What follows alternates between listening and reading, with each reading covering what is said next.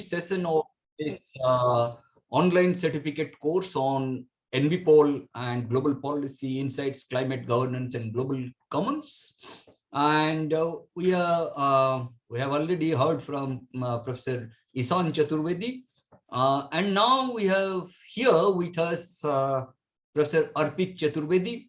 As I have already mentioned earlier, he is the co-founder and CEO of Global Policy Insights. He is also a lecturer at the San Francisco State University, where he teaches comparative perspectives in public service to graduate students. A graduate of the Cornell Institute for Public Affairs, Professor Arpit Chaturvedi holds an MPA degree with a focus on governance, politics, and policy studies. He was also the first non-US citizen to hold the position of the editor-in-chief of the Cornell Policy Review. And he is also the author of the book, Our Egalitarian Universe, with a question mark, and has been the editor of Not Without Her, Communal Harmony, a monograph printed by the National Foundation for Communal Harmony of the Government of India, with essays from the top civil servants of the country. He has also published several articles in various prestigious journals on the themes of democracy, governance, systems thinking, game theory, history, and politics. And I'm really glad to invite Professor Arpit Chaturvedi on behalf of the Department of Humanities and Social Sciences, IIT Guwahati.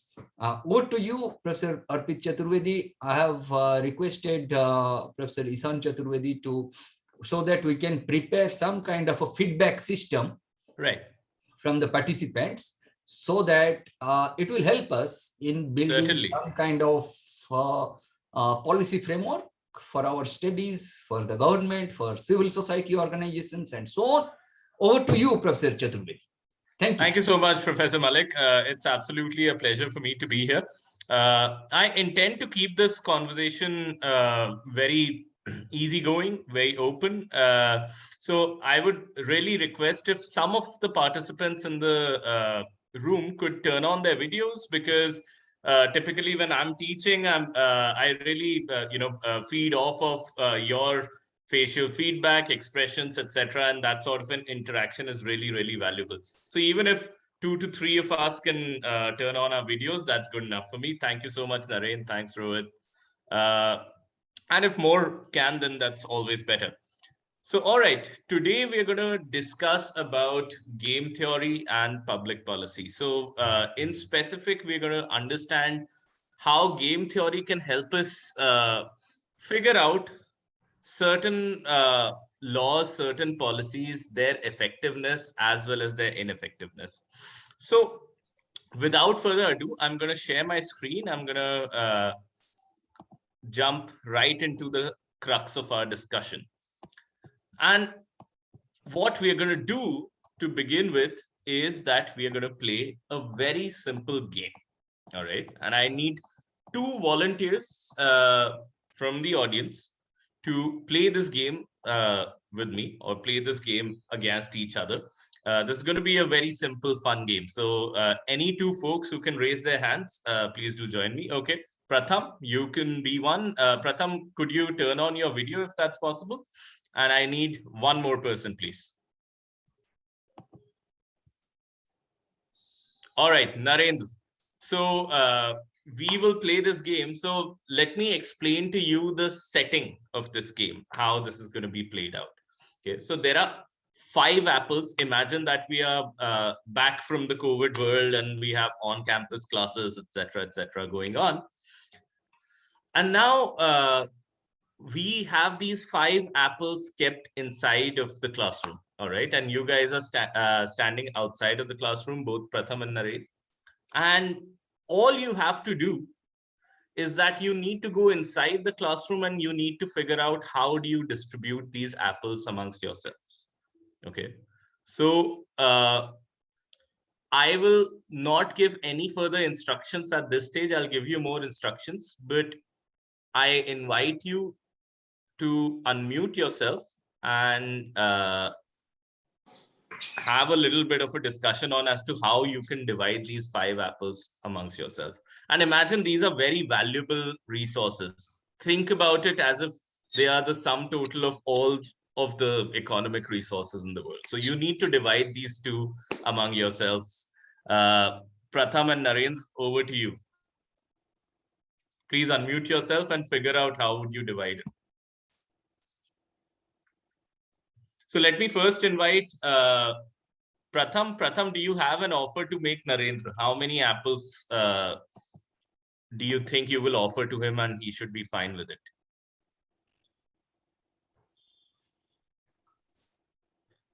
I can't hear you. You'll have to unmute yourself.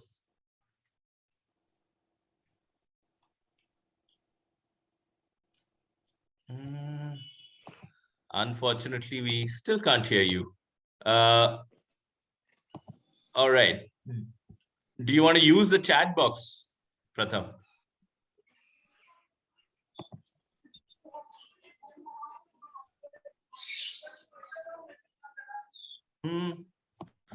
Meanwhile, Narendra, how many apples would you offer to Pratham? If you could unmute yourself and tell us. Yeah, sir. Is it audible, sir? Yes, I can hear you, Narendra. Yeah, sir. You can just call me Arpit. Okay, okay. Yeah. So, I would like to give 3 apples to my colleague or my partner. You'll give him 3? Yeah, sir. Out of these 5, but why? One more apple will help him. But you will be at a disadvantage then. So we are assuming that we're all rational actors here, right? Let's say you're heads of states. So 2 by 2.5. Okay. That 2.5. And Pratham, give me a thumbs up if you would agree. Okay, Pratham is saying I'll keep all for myself. So now what do we do, Naren? Pratham is saying that he'll keep all of it for himself. All of the apples are equal size. Yes, Ayush. So Naren, how do we resolve it? Pratham wants all for himself. Are you going to change your offer, or are you going to go for all of them yourself now? If he wants all of them, then I will also want all of them. You will also want all of them, right? Yeah. But can we agree, Pratham, that the best way to divide these apples is what Naren's initial offer was, which is to divide it 2.5, 2.5. Don't you think so? Right? That's the way that will lead to least amount of conflict, least amount of resistance, etc., right? But now see how things actually turn out to be. So let us say that you can play 2 strategies inside. Okay, either you can be a hawk, which means that you will pounce upon the apples. You would try to maximize, you would pounce upon the apples, and you would want to run away with as much as you can. That was Pratham's original strategy. That was the strategy that Pratham was talking about. The other strategy that you guys could play could be a dove strategy, which is that, you come in like gentlemen and you decide to divide these apples 2.5, 2.5 between the both of you. Is that right?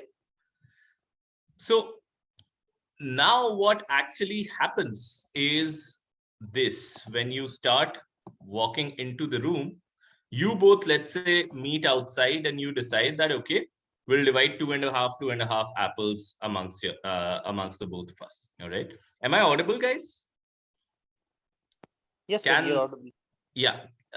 Can some of us keep the cameras on? It'll really help me. Otherwise, I just get a little distracted.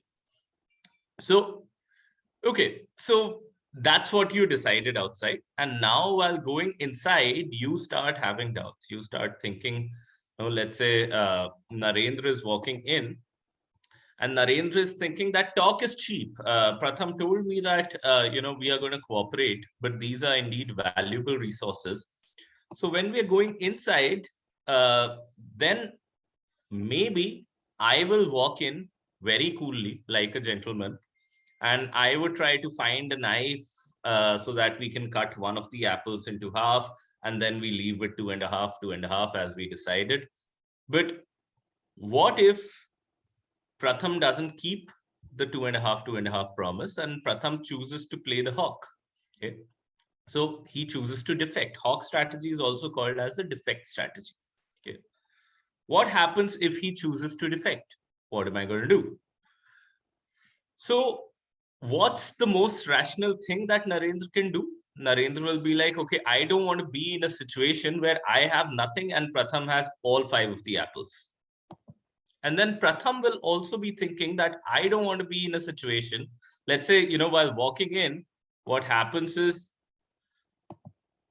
Narendra knows, or Narendra thinks, that Pratham is probably going to go for all of the 5 apples. He doesn't want to be in the situation where he gets either 0 or a 5, either a 0 or 2.5. So the risk of getting a 0 is a huge risk. Okay. Now, let's say Pratham is also walking in, and Pratham is also having similar thoughts, that he's thinking that talk is cheap, and what if I am walking in and I get Narendra to just pounce upon the table? I'm, looking at a knife to find and chop one apple into 2 equally, and I get Narendra to play the hawk, and he just jumps on to the opportunity while I'm looking for the knife, and he runs away with all of the 5 apples, right? So even he would not want to be in a situation where Narendra has all 5 of the apples and he has no apples at all. Okay. So what's eventually going to happen is that both of these folks are going to play the hawk strategy. Both of these folks are going to calculate that what are the risks and what are the rewards in playing each of the strategies, whether they play the cooperative game or whether they play the defective game. So, whether they defect and play hawk or whether they cooperate and they play dove. These are the 2 strategies. And if you look at this, everybody in a way calculates their payoffs. So you have, let's say, Narendra who's playing. Okay. And Narendra, let's say, decides that I am going to play dove. Okay. So Narendra is going to play the dove initially. That's his decided strategy, that, okay, we have decided I'm going to trust Pratham and I'm going to play dove. So what happens? So if Pratham also plays dove, okay, if Pratham plays dove, then how much does Narendra get? If both play dove, anybody? Just want to see if you're following over here. If not, I can go over the game once again. Anybody? So let's say Narendra plays dove and Pratham also plays dove. 2.5, 2.5, absolutely. So, absolutely. So what does Narendra get? 2.5. I'm just writing Narendra's payoffs over here. Okay. But let's say Pratham played hawk. Then Narendra gets a 0. All right. And let's say Narendra decided, in another parallel world, Narendra had decided that, no, I'm going to play hawk.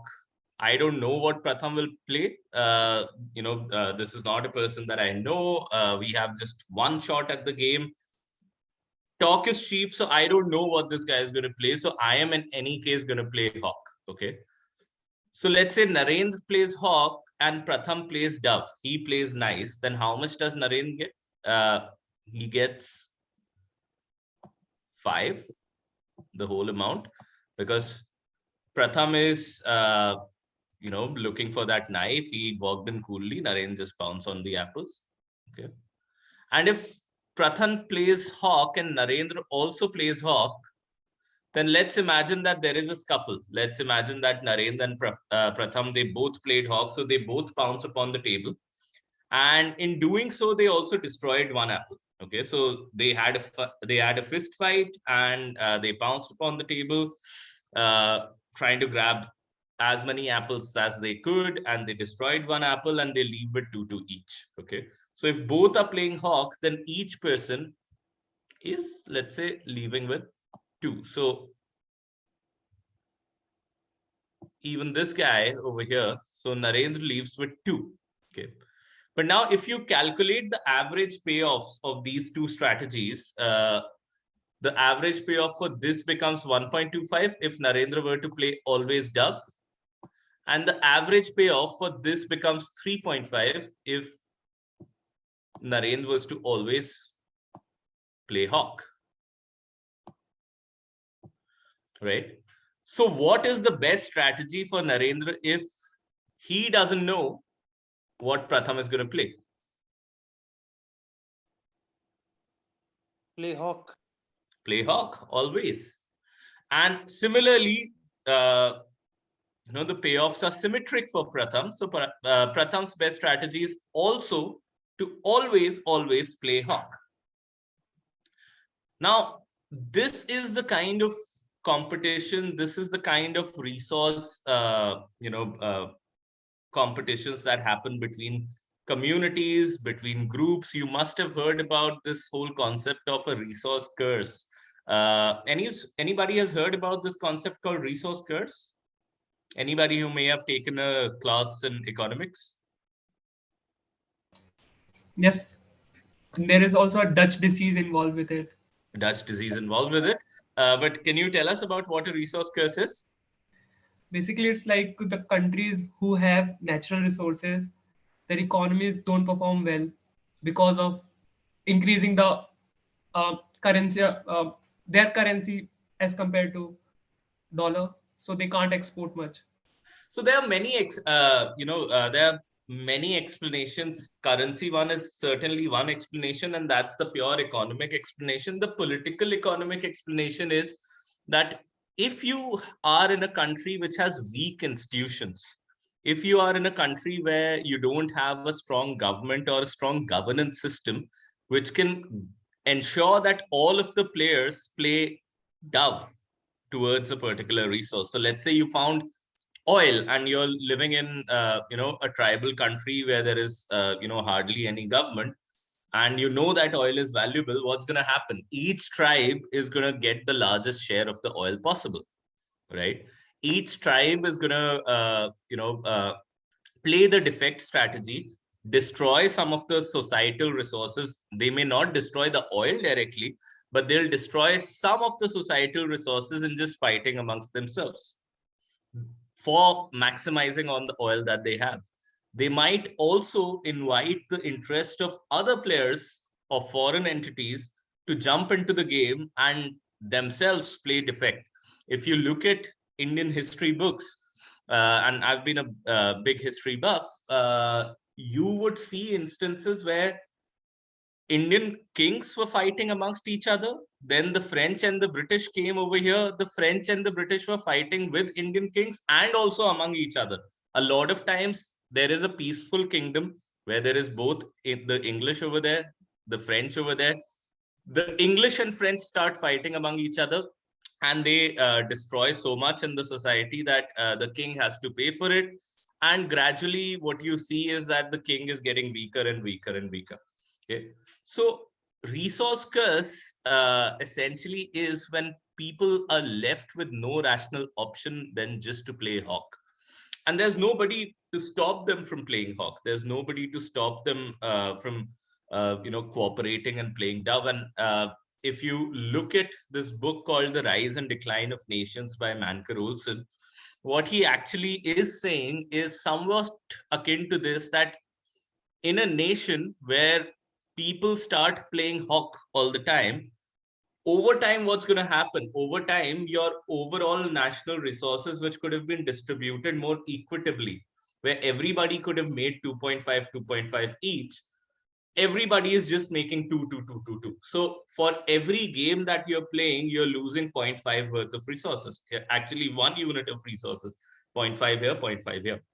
So let's say 1 apple you're destroying in every game that you're playing in a vast nation. And you think of when you go to the streets outside and you see instances of road rage. I remember seeing terrible instances of road rage where a person was going on a bike, another person is coming on a jeep, and the bike hits the jeep.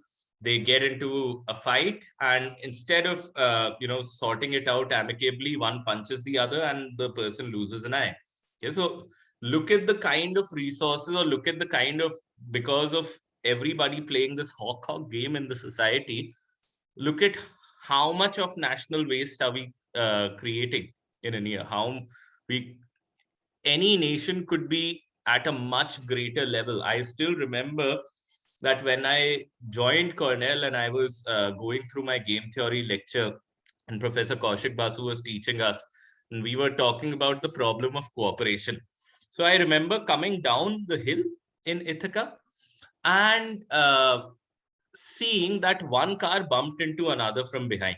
Okay, and I thought, I was coming from Delhi, so I thought that we're gonna, on a good day, we're gonna see a fist fight. On a bad day, there's probably gonna be, just abuses hurled at each other. And what happened really was that those two people, they just came out, they shook hands, they exchanged their insurance numbers, and they went away. And I start thinking that in India, somebody has lost an eye in front of me because of exactly the same instance. And over here, because insurance as a system has created such governance mechanism and people have such faith in that insurance system, you saw so much of time being saved, so much of societal resources being saved, and a situation that could have been a high conflict situation was resolved just like that, right? So the question over here is that even when we are looking at natural resources, when we are looking at COP, when we are looking at all of these international negotiations for climate change, what's happening? Everybody think of these 5 apples as the development potential or the economy and the resources that people have. Developed countries, developing countries. In this recent COP, we had a number of people from my think tank who attended the conference in person. And they told us that a lot of the discussion was a fight between the developing and the developed countries as to who should pay whom. Okay, and despite all of the rhetoric, the developing countries did not really make a serious commitment, or even if they are making commitments, their actions don't show that they are serious in bringing down the emissions. The developed countries are not willing to fund the developing countries so that they can adopt more environmentally friendly technology. So what's happened over here is essentially they are stuck in this defect equilibrium. They are stuck in this particular situation where nobody would really want to play the dove. They both want to play the hawk. And as a result, what's happening is that we are depleting our natural resources, we are depleting our climate resources, and we are depleting our chances of survival in the future. That's essentially what's happening. So before getting into all of that discussion, let me just show you how the game of apples that we just saw, how is it represented formally over here? Although typically whenever I've lectured at various IITs, I know that this sort of a payoff matrix is really easy to understand. But then for those who may still not be very comfortable with it, I'll just explain to you how it works. So both players have various strategies over here. I'm just showing 2 strategies, but there could be more. Okay, so your strategy could be defect. And let's say this is Narendra, this is Pratham. So Narendra can play defect and cooperate. If there was one more strategy, we could have added another row over here. And Pratham could play defect and cooperate. If there was one more strategy, we could have added another row here. So essentially, what Narendra is doing is that Narendra is playing rows and Pratham is playing columns. And the payoffs that you see in red, those are the apples that Narendra leaves with, and the payoffs that you're seeing in black, those are the apples that Pratham leaves with. Rohan, why we lost one apple? We lost one apple because when both of them decided to play hawk, Inside of the room, they decided to fight, and in that fight, they destroyed one apple. Okay, makes sense? Feel free to unmute yourself if you're not following at any point of time, all right? Okay, so what we saw, now I'm going to show you that defect over here is what constitutes a Nash equilibrium. So anybody who's heard about what this concept of Nash equilibrium is, does somebody want to take a stab at it? Yes, sir. Surya. Yes, sir. Is it Surja or Surya? Surja, it is Surja. Surja, okay. So Nash equilibrium is in game theory in which it's a saddle point, right? Like both the players come to one stable answer, and that is their best solution, knowing what the others can play. Sure. So that was a very good definition and very close to what the definition of Nash equilibrium is. It essentially is that set of strategies from which none of the players would want to unilaterally deviate. I'm going to repeat it. It is that set of strategy from which no player would want to unilaterally deviate from. Okay, so as we discussed over here, as we were seeing, let me just show you how defect is a Nash equilibrium. If let's say both of the players are on defect, and notice I'm not saying 2-2 is the Nash equilibrium. Whenever you talk about Nash equilibrium, you don't talk about it in terms of the payoffs, you talk about it in terms of strategy combinations. Okay, so defect over here is a Nash equilibrium because let us say that this guy over here, okay, wanted to change their strategy. Okay, so this person is going to still play defect, but this guy over here thought that, okay, can I change my strategy from defect to cooperate? In doing so, this person will go from 2 to 0. So will they ever want to change their strategy if they are rational players? If would they ever want to move from defect to cooperate? No. And similarly, if this person had to move from defect to cooperate, they would move from 2 to 0. And will they want to do that ever? No, because they don't want to move from 2 to 0 as well. So defect over here makes for a Nash equilibrium because now, it is that set of strategy where none of the players would benefit or would choose to deviate unilaterally. If they both decided to move from 2 to 2.5, maybe something could have happened. But 2-2 is a Nash, defect is a Nash equilibrium because you're kind of stuck over here. You won't even find any stability even if you are playing cooperate. And let me show you how cooperate is not a Nash equilibrium out here. So let's say that the game was here. Whenever you want to check for Nash equilibrium, think about, okay, we're starting the game over here. So let's say the game is over here and we decide that, we are both going to cooperate in this particular game. All right. But this is an unstable equilibrium because this person would think that, okay, do I have any benefit in moving unilaterally from cooperate to defect as a strategy? Which means moving from 2.5 to 5. And the answer is yes. Okay. This person similarly would think that, do I have any benefit in moving from cooperate to defect unilaterally? Let's say the other person keeps cooperating. Then do I have an incentive to change my strategy?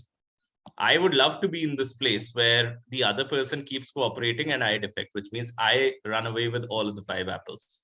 Okay. And the answer is yes. So which means that this does not remain a stable equilibrium. Okay. So defect is a Nash equilibrium and cooperate is not. All right. Any questions at this point of time? I'd like to take a pause. If you have any questions or thoughts, we'll take those very quickly. All right.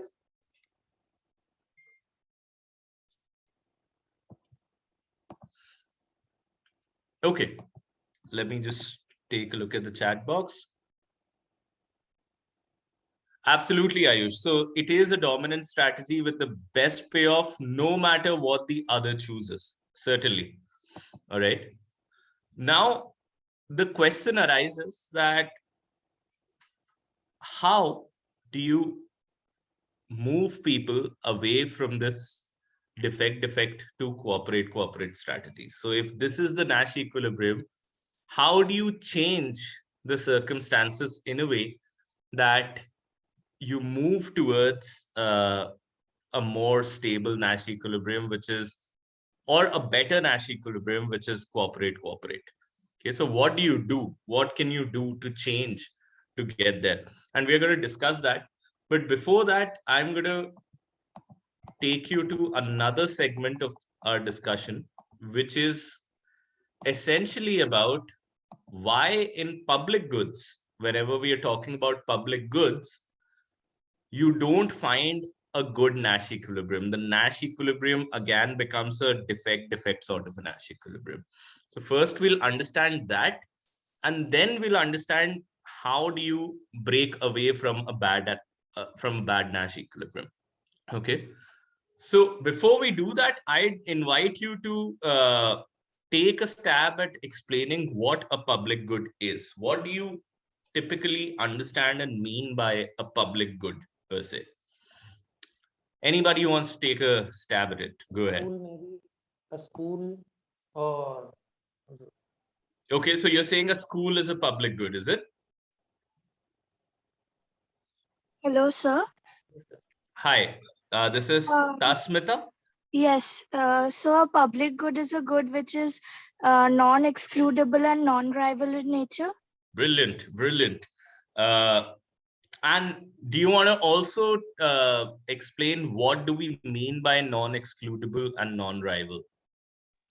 Yes, sir. Like if I am consuming a good, it doesn't stop anybody else in consuming the same good. So like, what is this quality called? It's like non-excludable. Like I cannot exclude anyone else. Like if I am having something or I am like utilizing something which is a public good, I cannot like exclude somebody else from utilizing or having the same benefits of that good. All right. And what do we mean by non-rivalry? So non-rivalry means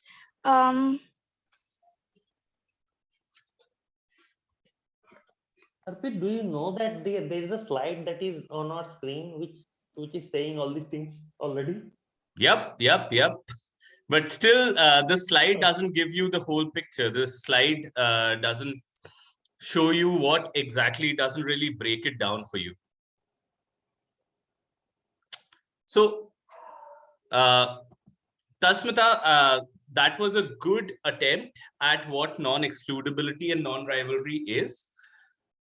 The problem over there is that a lot of people get super confused in this definition of what a public good is. A lot of people think that a school is a public good, a public hospital is a public good, anything which is typically owned by a government is a public good, which is not really the case. The public good has these two characteristics that we just talked about, non-excludability and non-rivalry. And in these two characteristics, it needs a lot more simplicity for us to understand what these two are. And I'm going to explain this to you in a very simple manner. So non-excludability simply means that you pay for something, you get it. You don't pay for something and you still get it. Okay. So things such as your national defense, you pay your taxes, in times of crisis, the army still protects you. And you don't pay your taxes. It's not as if the army is going to say that, no, I'm not going to, this person has not paid their taxes, I'm not going to come and, fight for this guy. So the idea in non-excludability is that you pay for it, you get it. You don't pay for it, you still get it. Okay. Now, think about, again, we being rational human beings. In fact, we are not 100% rational. We are, we operate under bounded rationality. But think about what a rational person would do. Anybody would then want to not pay for it and still get it. Okay, so you don't pay for this, you still get it, and you're fine, you're happy, and that's what you always want to do. And all public goods, they have this particular feature of non-excludability, especially when you're talking about public goods which are important for climate change, such as clean air. All of these, they have this particular feature. Pay for clean air, you get it. You don't pay for it, you still get it. Okay. Also, the other feature is non-rivalry, which essentially means that my consumption doesn't really eat into your consumption. Okay. And it's almost like, if I'm sitting out there in the sun, then all of the benefits from that sunlight, what I consume, is not going to eat into if you are also sitting in the sun and you're also absorbing your vitamin D. I'm like, my body is not going to eat into the vitamin D that your body is absorbing from the sun. Right. So the idea is that public goods are essentially any goods which have these two characteristics. And with excludability and rivalry, we have these four combination of goods which are possible. And we talked about public goods. There's also something called common resource pools. So if you think about things like potable water, there's about only 3% of the water which is potable in this world, and it has a regenerative cycle. So anything which has sort of a regenerative cycle typically becomes a common resource pool, where it may be non-excludable, but it's certainly rival. So also think about, let's say, fish in a pond, and let's say that pond is just a pond that anybody can go and draw fish from. So that pond is non-excludable, which means if you've paid for its maintenance, you can still go and get the fish from there. If you haven't paid for the maintenance, you can still go there and get the fish from there. So most of the people would rather not pay for it and draw out all the benefits. Okay, but it's rival, because my consumption of that fish reduces the amount of fish that you can consume. The fish have a regenerative capacity. If you overfish in a particular pond, then you'll have a time where the reproductive balance of the fish population would go off, and one day you'd see a situation where the fish are absolutely extinct in the pond. So common resource pools have this sort of a nature where they are non-excludable, but they are rival. All right. Similarly, there are quasi-public goods. Quasi-public goods essentially are the goods which are excludable and non-rival. So think about, your cable TV, or think about a toll road. These are also called club goods, that once you've paid in, these are excludable, they are not rival. So which means you pay for it, you get it. You don't pay for it, you don't get it. So they are excludable, but they're non-rival. So which means that you can enjoy, or you can consume that good without eating into how much the other can consume from it. So if I'm in a movie theater and I put tickets outside, then you pay for it, you get it. You don't pay for it, you don't get it. Okay, so you buy the tickets, you come inside, but once you're inside, then it totally depends. My consumption or my enjoyment of that movie doesn't really eat into your enjoyment or consumption of that movie. Okay, unless I'm throwing popcorns at you, or unless I'm taking calls and talking loudly inside of the movie theater. Okay, so these are club goods.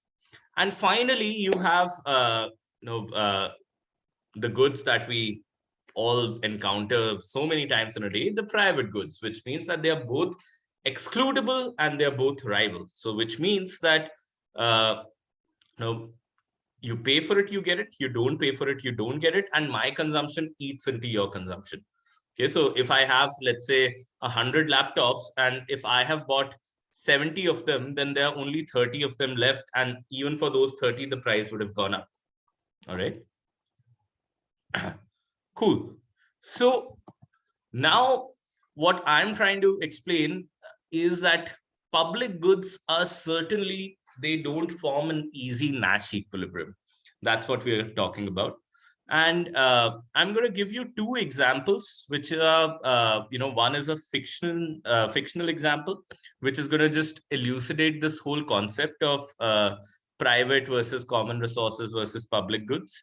The other example is essentially something that shows that how, in terms of air, water, etc., whether public goods, whether common resource pools, both of these, since they are non-excludable, these resources are getting depleted over time, getting polluted, and they are either moving towards this quasi-public good category or they are moving towards private goods. Okay, so here I come with my first example. So my first example is something that I would encounter daily when I come out from my classes at the San Francisco State University. After I teach in the evening, I would come down and go into this metro station, which is underground. And I'd see a person who's playing saxophone, brilliant saxophone on the metro station inside. Okay. At this point of time, his good is a public good. He has a hat which is kept in front of him. Okay. He has got all of those speakers set up. He's got a hat which is kept in front of him. If you like the music, you can throw in $1 or you can throw in some cents. If you don't like the music, you can just walk away. Okay. So at this point of time, you pay for it, you get it. You don't pay for it, you still get it. And if the music is good, then my consumption of that music doesn't really eat into your consumption. Let's say if you're also on that metro station, it doesn't really, hurt if I'm also enjoying the music. It's not going to bother you. So at this point of time, it's a public good. But let us suppose that I am a conniving, profit-seeking businessman. Okay, and I don't mean to stereotype. I don't think that all businessmen are profit-seeking and conniving. They're all profit-seeking, but not all conniving. But let's say, for the sake of our story, I am a conniving businessman. And what I want to do is, thank you, Akash. This is just so much more helpful.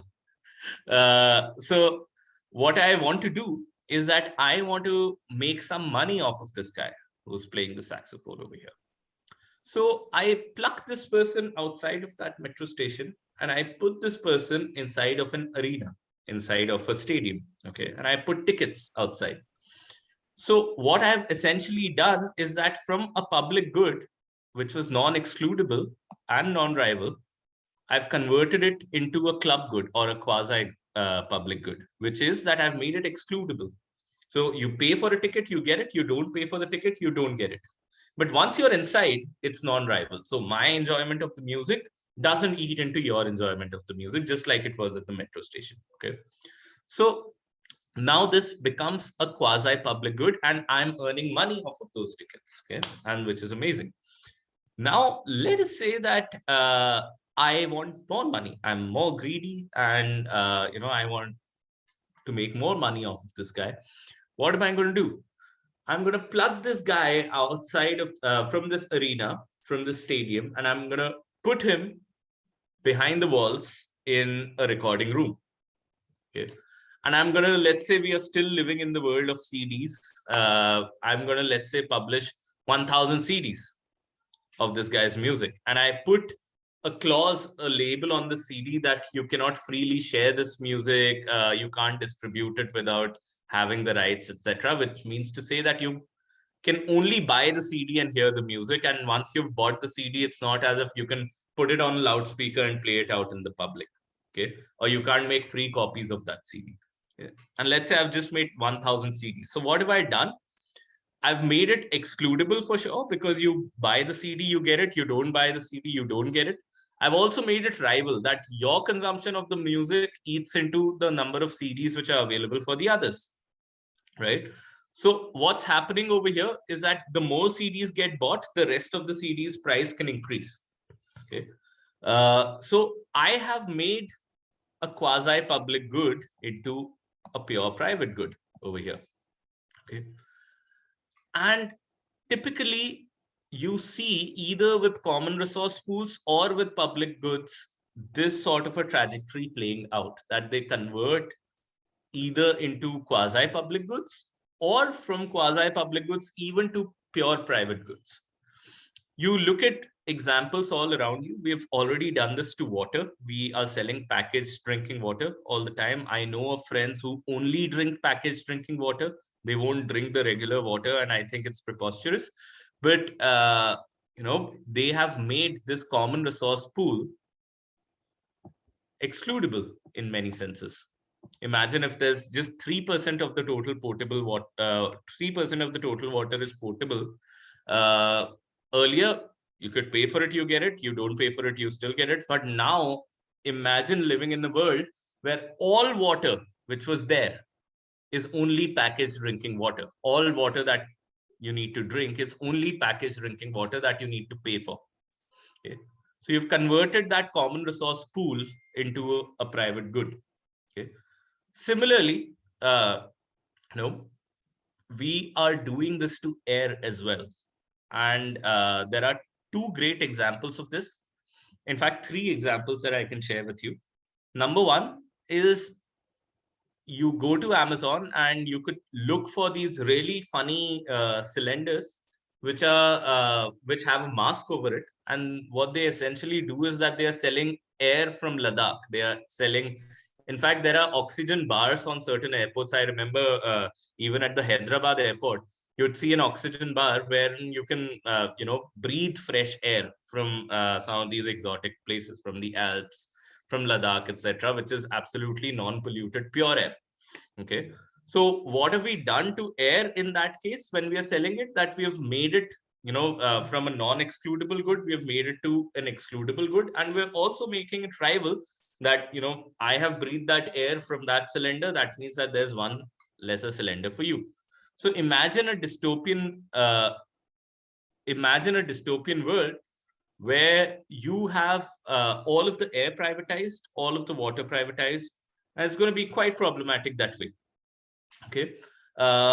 Another example is that if some of you, and especially for those who live in Delhi, if some of you are using air purifiers in your homes.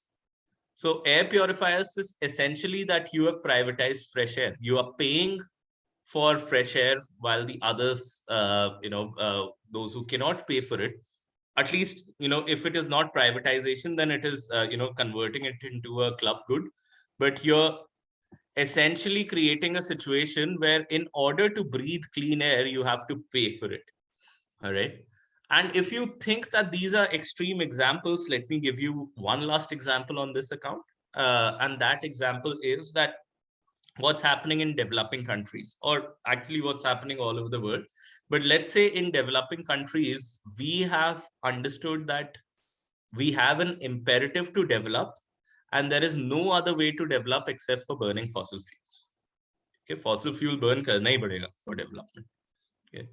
And let's say from now to 10 years from now, we would have developed indeed, but we would have burned so much of fossil fuel that even our pristine states such as Himachal Pradesh, such as the northeastern states, etc., would also not have as clean an air as they have right now.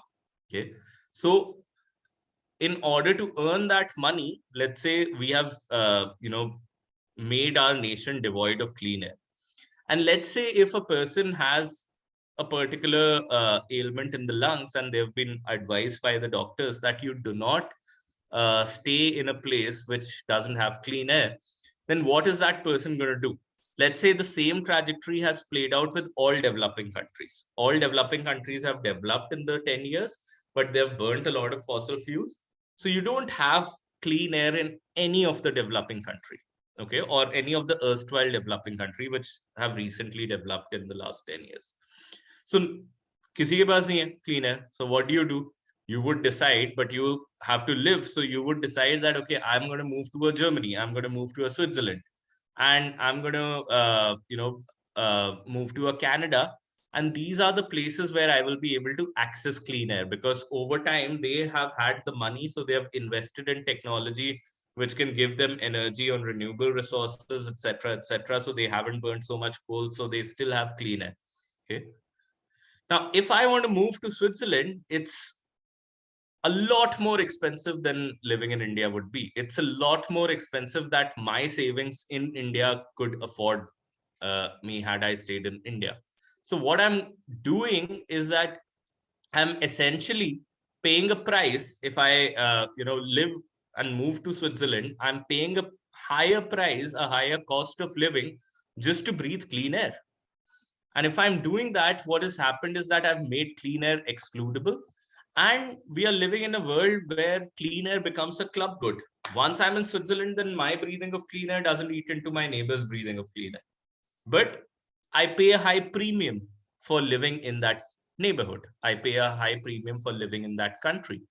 So what we've done over here is that we have converted, and increasingly we are converting our common resource pools and our public goods to either quasi-public goods or private goods, because whenever this issue of non-excludability comes in, you want a defect. If you are given a choice, you pay for it, you get it. You don't pay for it, you still get it.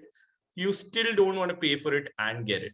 Okay, so eventually you get stuck in an equilibrium which either lies towards private goods or lies towards quasi-public goods. Okay, so this is the part 2 of our discussion. Any questions until here? The next part that we are going to get into is how do we, that tries to answer how do we get good Nash equilibriums, cooperative Nash equilibriums that can sustain public goods and common resource pools. So that's the third part. But until now, any thoughts, any more examples you want to share, or any questions? I'll give you a minute.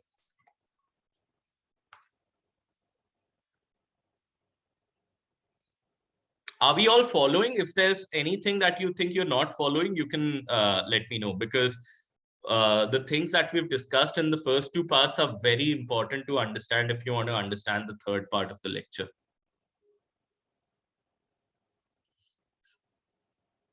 So Akash, everything clear for you over here? And anybody else? Ritika, all clear for you? Okay, let me just check the chat box. Okay, thanks, Ritika. Okay, so now the question is, we have looked at our first 2 parts. We have looked at what is a bad Nash equilibrium, and the first game of apples that we played, that was the prisoner's dilemma. So what is this sort of a prisoner's dilemma, and how can public goods and common resource pools, how can they get stuck in a sort of a prisoner's dilemma where there is no good Nash equilibrium that exists for them? All the Nash equilibriums exist towards the left side of the graph over here, which is to convert things into private or quasi-private good. So what do we do in such cases? So what we do is this, and this is what we are going to discuss in the second half of our lecture: the strategies to escape the prisoner's dilemma, or the strategies to keep people towards the cooperate strategy set. Okay, and one strategy is, and I'm going to discuss 4 strategies with you in total. One strategy is your very simple carrot and stick strategy. Okay, so put quite simply, carrot and stick strategy means that, let us say that you were both over here. Okay, you were both at the cooperate Nash equilibrium, hypothetically. But as we had discussed, as we had realized that this is not a Nash equilibrium, because moving from 2 to 2.5 to 5 is a better option. Moving from 2.5 to 5 is a good option. So you don't want to remain over here. Okay. What do you do? Okay. One way is that whenever I see, let's say I put a robot outside. Okay. Let's say that I'm putting a robot outside of the room, wherein those 5 apples are kept. Okay. Both of these guys who are standing outside of the room, they go into the room and they start coming out. And I've programmed the robot in a manner that if any person comes out, let's say this person defected, okay, so it's probably Narendra, he defected because he's coming out with 5 apples. Robot automatically understands this this automaton understands that if somebody is coming out with 5 apples, that certainly means that they played the hawk strategy. That certainly means that they defected. So I've programmed the automaton to take away 4 of those apples. So put a penalty of 4, okay, on this person, and let this person go with just 1 apple. Okay. Similarly, if this other person over here, they came out with 5 apples, so similarly a penalty of 4 would be levied on this person by the robot, and they will also come out with, leave with just 1 apple. Okay. So now if these were the payoffs, if both of these folks knew that there is an automaton which is sitting outside, and if we play hawk, if I'm coming out with 5 apples, they're going to take 4 of them from me, then in this new set of strategies, it is in my interest to not deviate from this strategy. It is in my interest to not go from 2.5 to 1. So not unilaterally change from cooperate to defect. Okay. And similarly, this person is also thinking the same, that it is not in my interest to unilaterally move from cooperate to defect, or to unilaterally move from 2.5 to 1 over here, right? Now, notice that this suddenly becomes a Nash equilibrium over here. So you have this as a Nash equilibrium, that this person doesn't want to move, unilaterally change the strategy. Even this person, none of these 2 players want to unilaterally change the strategy, so they can still stick to cooperate. Okay. At the same time, defect is also a Nash equilibrium right now in this current game. If I've programmed the automaton in the manner that I just told you, defect is still a Nash equilibrium, because if they started over here, then this person doesn't want to move from 2 to 0. This person doesn't want to move from 2 to 0. So what do I do if I want to, and I want you to take a guess at this, how do I program the robot that I have so that even 2 is not possible, or even defect is not a Nash equilibrium? Right now, there are 2 Nash equilibria in this game. I just want cooperate as the only Nash equilibrium. So I give you the chance to program the robot, and you tell me that what sort of penalties or what sort of actions should it take so that even defect is obviated as a Nash equilibrium. Anybody? The 4 apples you have taken, give it to the another person. So let's say I haven't taken 4 apples right now. Let's say I am just trying to program the robot that they will come out, and then the robot has to take a decision. Then if someone has 5 apples, give all 5 apples to another person who has played cooperate. Okay, that's one way to do it. So you take from one, give to another. How about, okay, let me just, okay. Yeah, so Aditi will take care of the certificates. Don't worry about that. Let us say I program the robot that if the robot sees that both of them are also coming out, with just 2 apples, the robot understands that that means both of them have played hawk. Okay, 1 apple has been destroyed. Both of these buggers have played hawk. So what am I going to do? I'm going to ask the robot to take away all apples. So from each person, take away both their apples. Okay. And then also give them a slight electric shock. Okay. Give them a slight electric current. So let us say that I change this to taking away both the apples brings them to 0, and giving them a slight electric shock brings them to a -1. Okay. In the payoff. Okay, so if both are defecting, it's even worse for them. Okay, so Akash, are you following over here? So now let us say that this is the payoff, that if you defect, so defect is -1, -1. cooperate defect is 1, 0, defect cooperate is 0, 1. Okay. And cooperate is 2.5, 2.5. In this, you would be easily able to see that cooperate is the only Nash equilibrium available, because this no longer is a Nash equilibrium. Yes, you would want to move from -1 to 0. Yes, this person would want to move from -1 to 0. So defect is not a Nash equilibrium over here. The only available Nash equilibrium for you is cooperate. But what essentially have we done? Either we go with the strategy that Akash suggested, or you go with this sort of a programming for the robot. What we have done is that you have given carrots and sticks to people, you've given incentives and you've given disincentives to people to remain at the cooperate strategy. And a lot of times, all of the taxes, all of the punishments, all of these things that the law does is essentially serving this purpose in the society, right? So the law is giving you carrots and sticks in order for the society to remain at the cooperate Nash equilibrium. Okay. Now, there are other ways of doing this as well. A lot of times the challenge is that the government is not ubiquitous. The government cannot be everywhere. The government cannot give you carrots and sticks all the time. And also the government is susceptible to corruption. Like a lot of times there are no robots which are programmed to give out carrots and sticks. It is real people. It's real bureaucrats, right?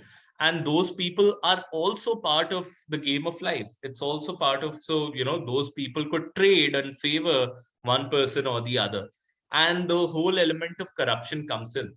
So the carrot and stick strategy is theoretically very good, but practically, if you look at it, it can, it may not be implemented truly as it should be in spirit. Okay. So what are some other strategies that you have?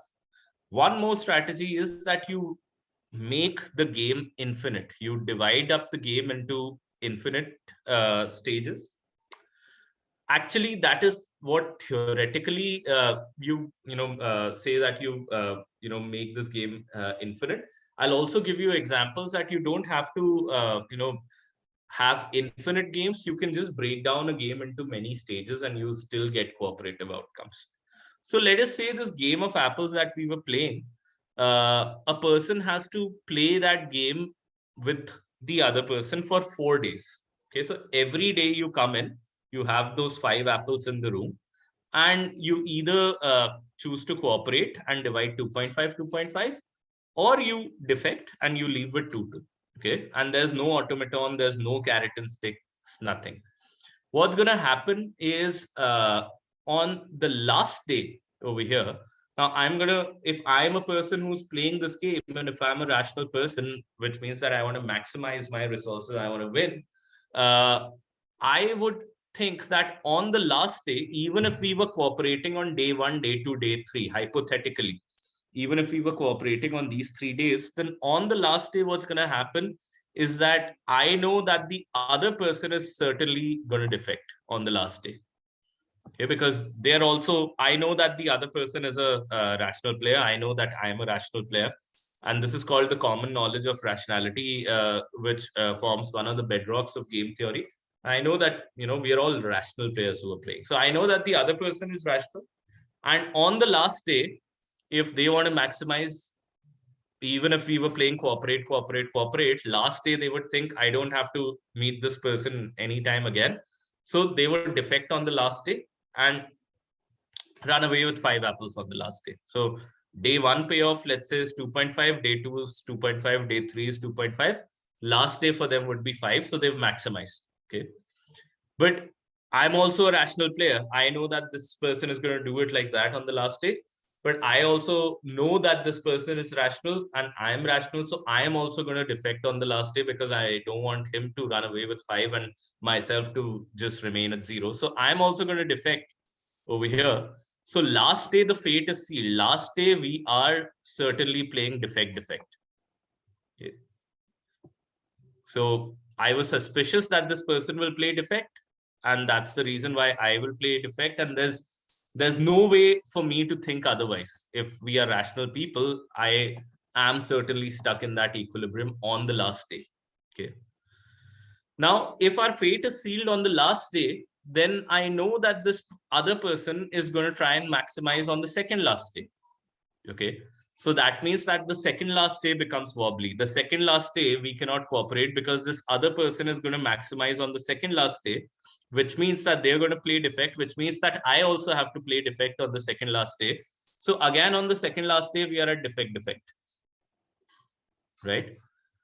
And similarly, on the third last day, it's the same thing that, we are doing some backward induction over there, that we know that on the second last day and the last day, fate is sealed, defect, which means that the other person is going to defect on the third last day. So I'm going to defect over here as well.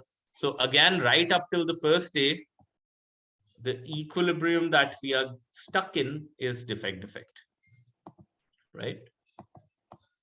Now, this is problematic. And the reason why it's happening is because we have an end state. We are playing this game for only 4 days. And you could play this game for 100 days, theoretically. As long as you have a last day, you can backward induct, you can backward calculate, and right up till the first day, you'll just be playing defect over here. But what if I told you that this is an infinite game?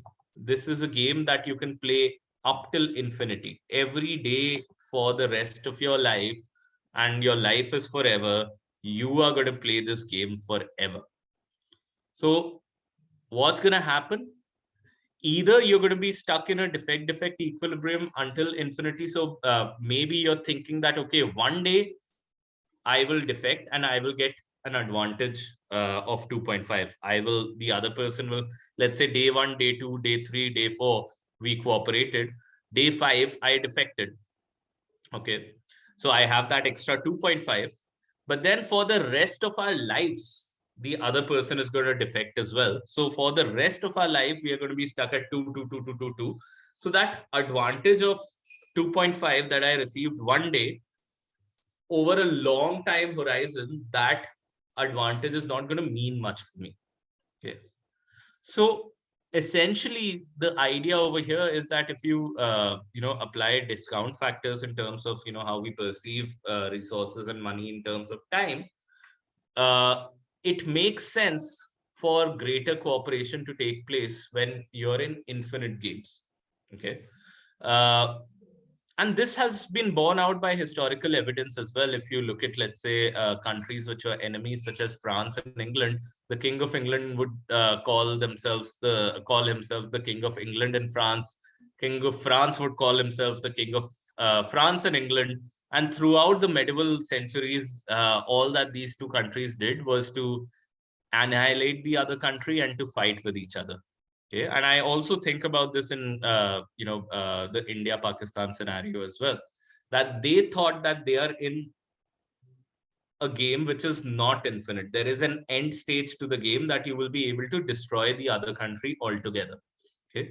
So as long as you had the notion of an end stage, you were still playing defect all the time.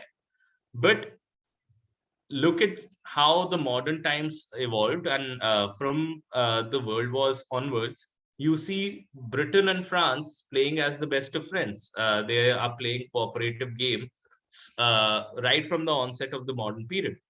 And what's happening over there? What essentially is happening is that they have understood that they are in an infinite game. They are two entities which are going to remain for perpetuity. They cannot destroy each other. So if they are in that long infinite game, so it makes sense for them to cooperate. Now, theoretically, you need infinite games. Practically, you don't always need infinite games. And I'm going to give you a security example. Then I'm going to give you an environment examples, that how you can bring about cooperation just by breaking things down into stages. Okay. So let us say that we have this area, and this could be any contested piece of land. We see that in Kashmir, etc., etc. and there is this line of control in this area, and you have an army on either side of the line of control. So one country over here, one country's army over here. Okay. Now, how does de-escalation take place in reality? Okay, so we typically think, we hear news, especially if you follow UN updates, etc., that in Nagorno-Karabakh there has been a de-escalation, or earlier in Yugoslavia there was a de-escalation. How does de-escalation actually take place? They break it down into stages. So what they essentially do is that right now both of the armies are just facing each other at the border. What they do is that UN agency or some neutral party would come in, and they would ask both the armies to withdraw just a little, maybe let's say by just 1 kilometer. Okay.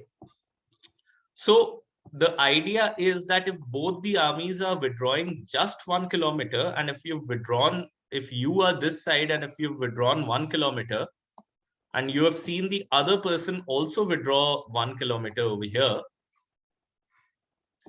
you have the assurance that you have only ceded a little bit of territory. So even if this person wants to cheat, and they want to, if they were cheating, they would want you to go back and then occupy the territory that you have ceded. Okay. But since you've only gone back 1 kilometer each, the moment this person is coming towards you, you can also come back and reestablish the earlier equilibrium. Right. So let's say this army was trying to cheat, and this army was coming back in the hope of occupying the territory that you've ceded. You will also have enough opportunity and enough chance to come back and then re-establish the same status quo that was there earlier, because you've only ceded 1 kilometer. बहुत पीछे अभी नहीं गए हो. There's still scope to reclaim. But let us say that the other side, they did not cheat and they did not rush back towards you. So which means that there is some amount of trust which is established between them and you. There's some amount of trust that says that, okay, I have moved back 1 kilometer, the other person has moved back 1 kilometer, we haven't tried to reclaim the land, which means we have some trust. So having established this trust, now we can withdraw perhaps 1 more kilometer from this place.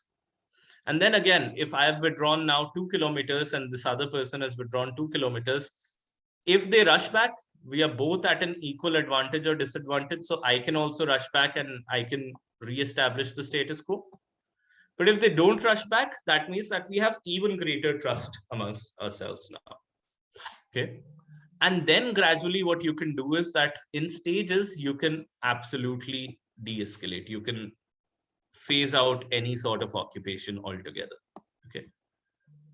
So this is one security example of how you break it down into stages.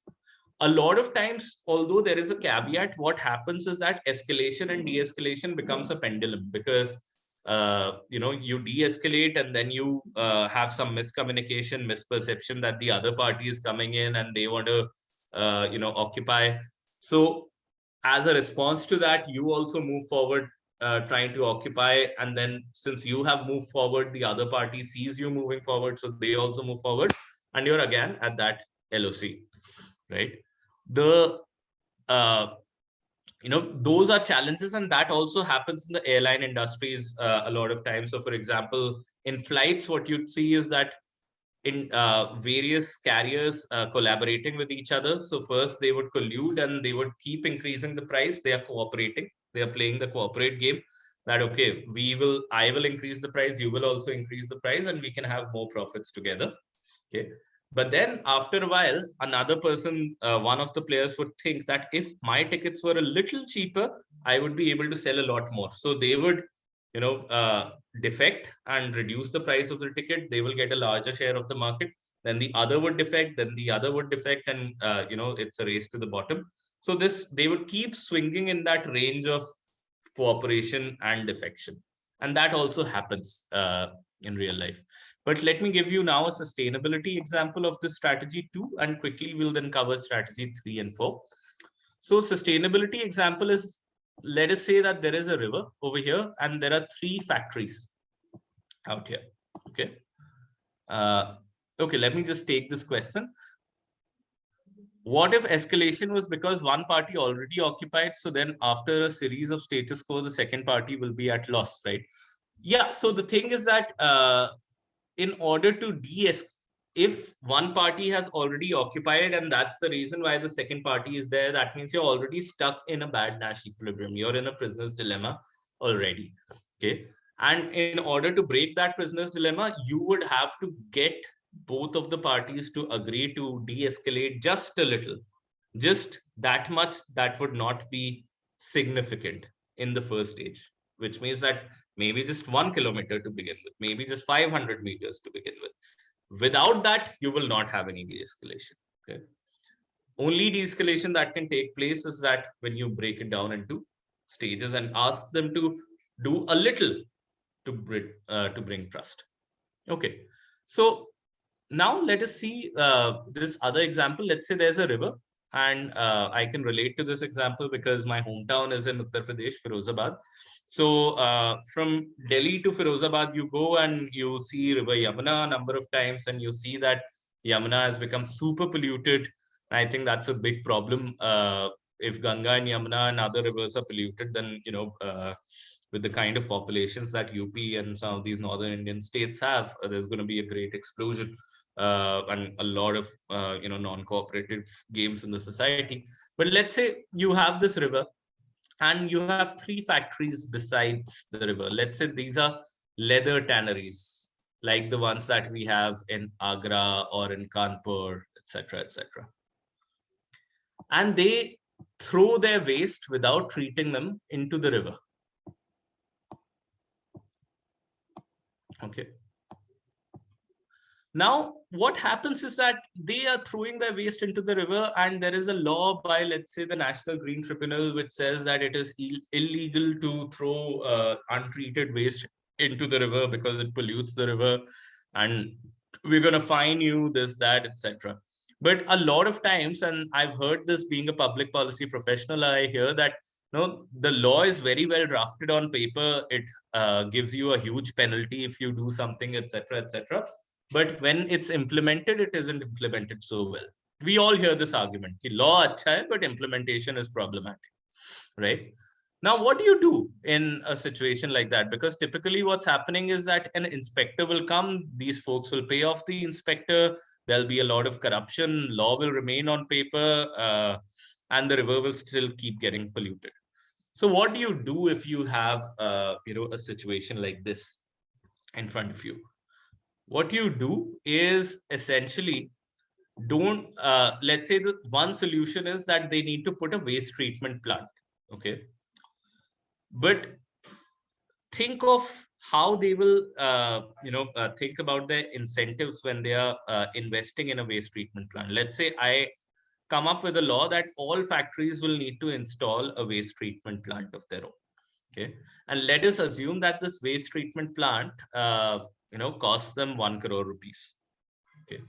So factory 1, let's say, this factory at the bottom, their owner would think that what if I am the only person who's spending this 1 crore? So I'm playing the cooperative strategy, while the other 2 players over here, they play the non-cooperative or the hawk strategy. They tip off the officer, they bribe or do whatever. So my product gets more expensive because I've put in more money behind that product. Okay. Or my profits get eaten into, I get less profit. And over a period of time, that means that these 2 other players are more competitive than me in the market. I lose competitiveness. I have put my money in this waste treatment plant, and the river is still dirty because the other 2 people are just having a good time tipping off the officer and not investing in the waste treatment plant. So I will decide, no, I'm not going to put the waste treatment plant. I'm also going to figure out a way to tip off the officer and not going to do that. But the second person is also thinking exactly like this, that what if I invest in a waste treatment plant and the others don't? Then I become increasingly uncompetitive in the market and the river still remains dirty. And the third person is also exactly thinking like this. So all rational players, even if they are well-meaning, they will not invest in a waste treatment plant just to survive. So what if I changed this policy a little and I said that I am going to divide this up into stages? I'm not going to ask these factory owners to immediately commit 1 crores to this. The first stage would be an absolute no cost stage, or a very minimal sort of a cost stage, okay, where they just need to show the government that they have kept some space where they intend to keep a waste treatment plant or build a waste treatment plant. So stage 1 is just, let's say, signing an intention document together in a conference, and then keeping some space readily available, and people will take photographs. Each person will see ki, acha, factory 1 has done it, 2 has done it, 3 has done it. All 3 of them know that all 3 of them have done it. And since first stage is really, really low cost, so you can actually get things done.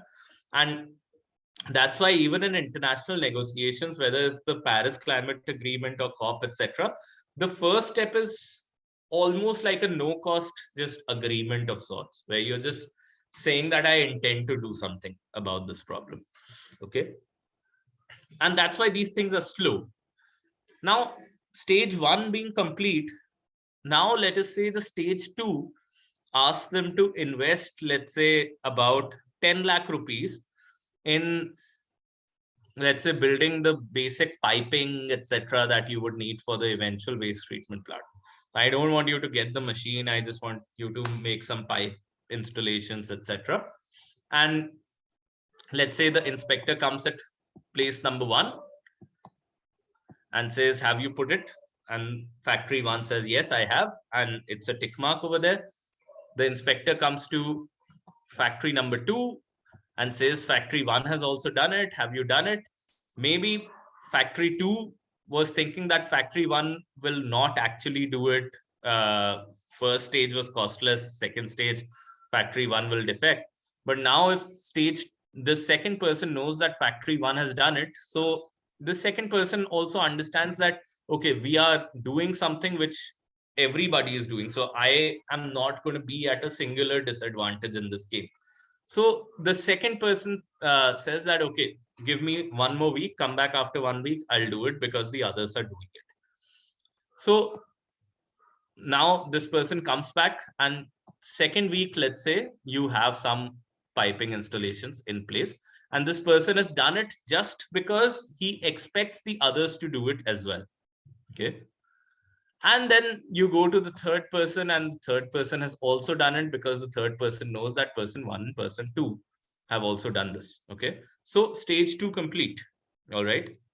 The inspector has gone on to all of these 3 factories, shown them the photographs that the others have also done it, and has gained a slightly more expensive cooperation from both of them. Okay. Now in stage 3, things are much easier, because now factory 1, factory 2, factory 3, they all know that stage 1 and 2 are complete for the other factories, which means that others are willing to comply. Others are willing to invest in a waste treatment plant, really. They are not just bluffing. I've seen that in stage 1. I've seen that in stage 2. So in stage 3, there is a higher chance that the rest of the investment will be made by factory 1, by factory 2, and factory 3, because they're expecting the others to also make that investment, so that they're not at a singular disadvantage. So all 3 of them have made that investment towards a waste treatment plant. The river is clean. And just by dividing the game into various stages, you have been able to breed some trust between these players. Okay. So our strategy 1 was a carrot and stick strategy. Our strategy 2 was either play infinite games or break it down into stages. All right. Now we have 2 more strategies remaining. How are we doing on time? What's the time right now? Can anybody tell me? It's around 6 o'clock. 6 o'clock. Yeah. Perfect. 3 to 6. Yeah. Perfect.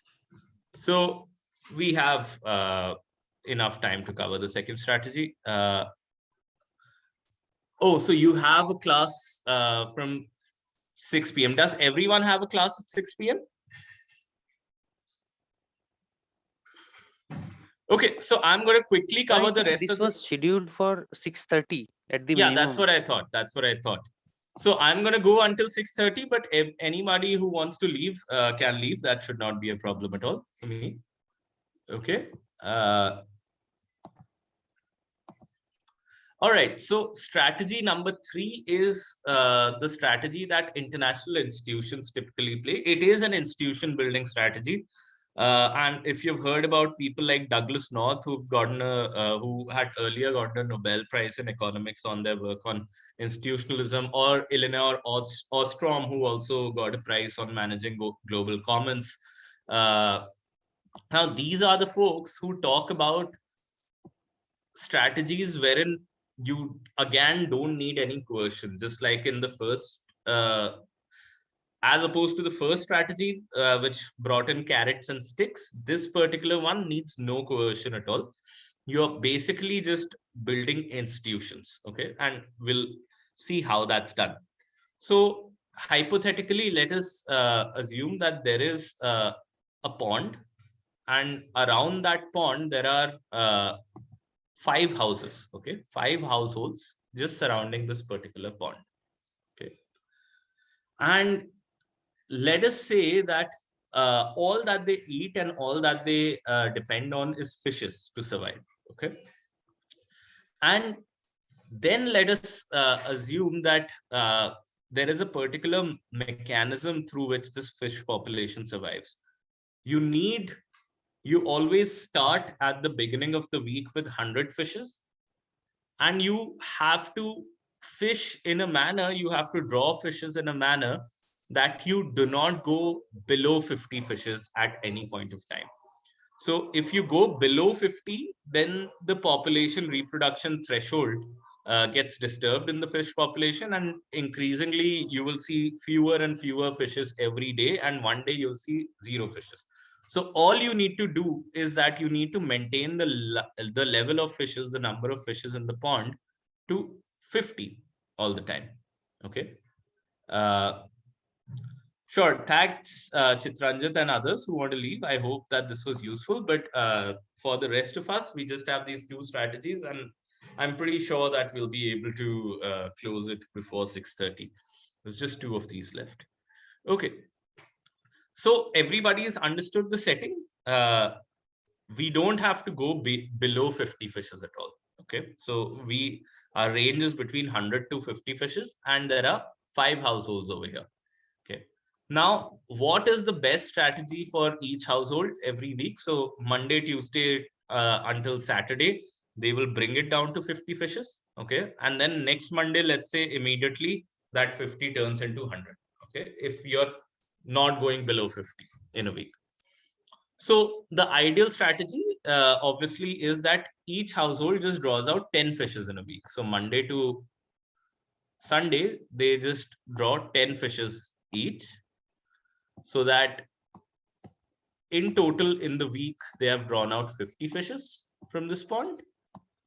And then next week, Monday, you again have 100. So you can,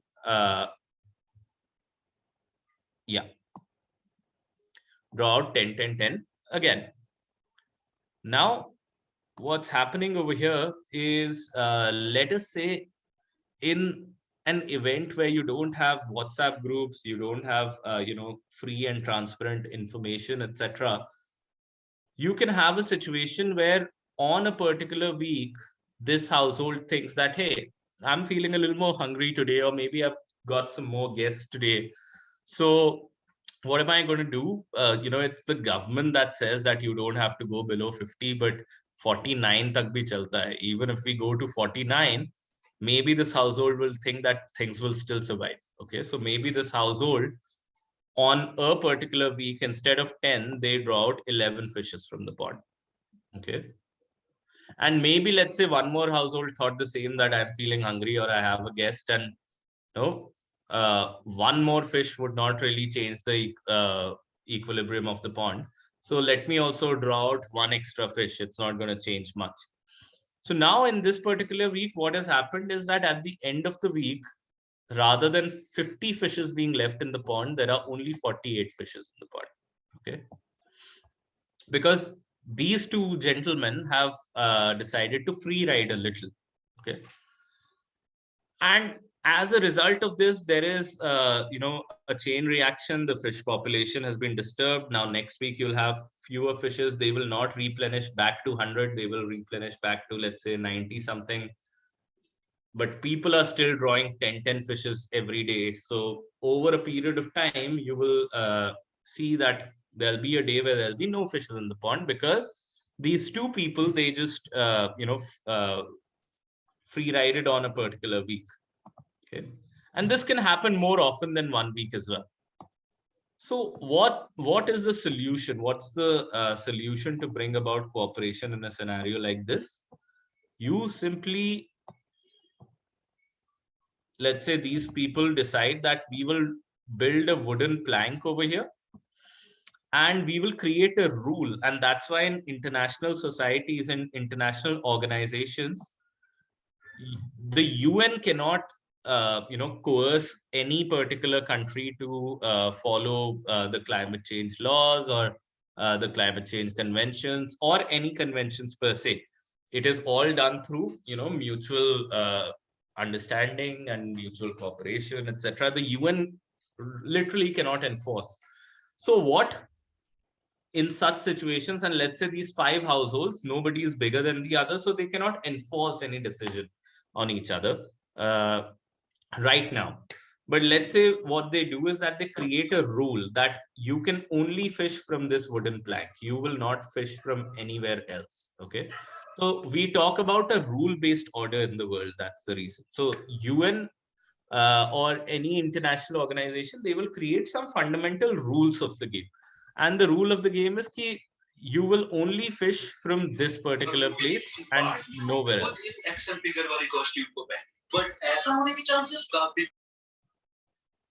All right. So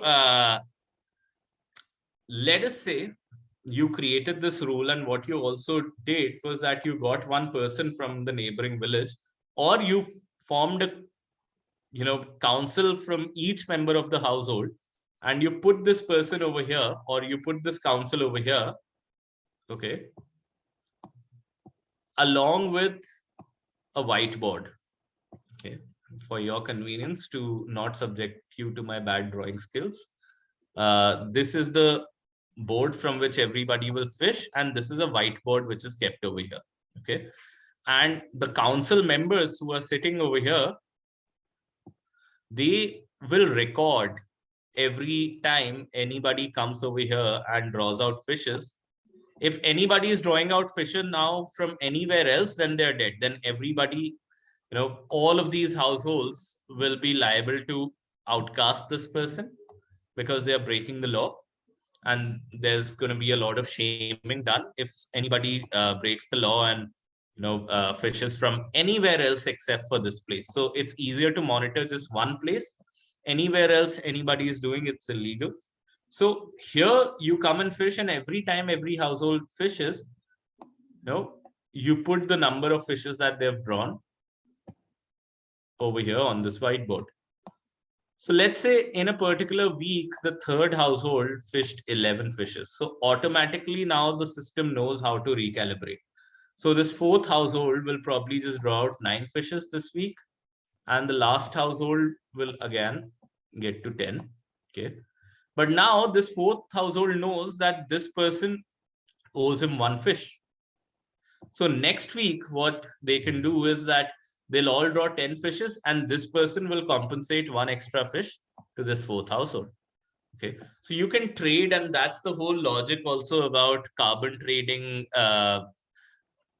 That's the whole logic about all of these convention-based regimes, where if one person needs more, then if everybody has that information that this one person has consumed a little more, then you can trade with them.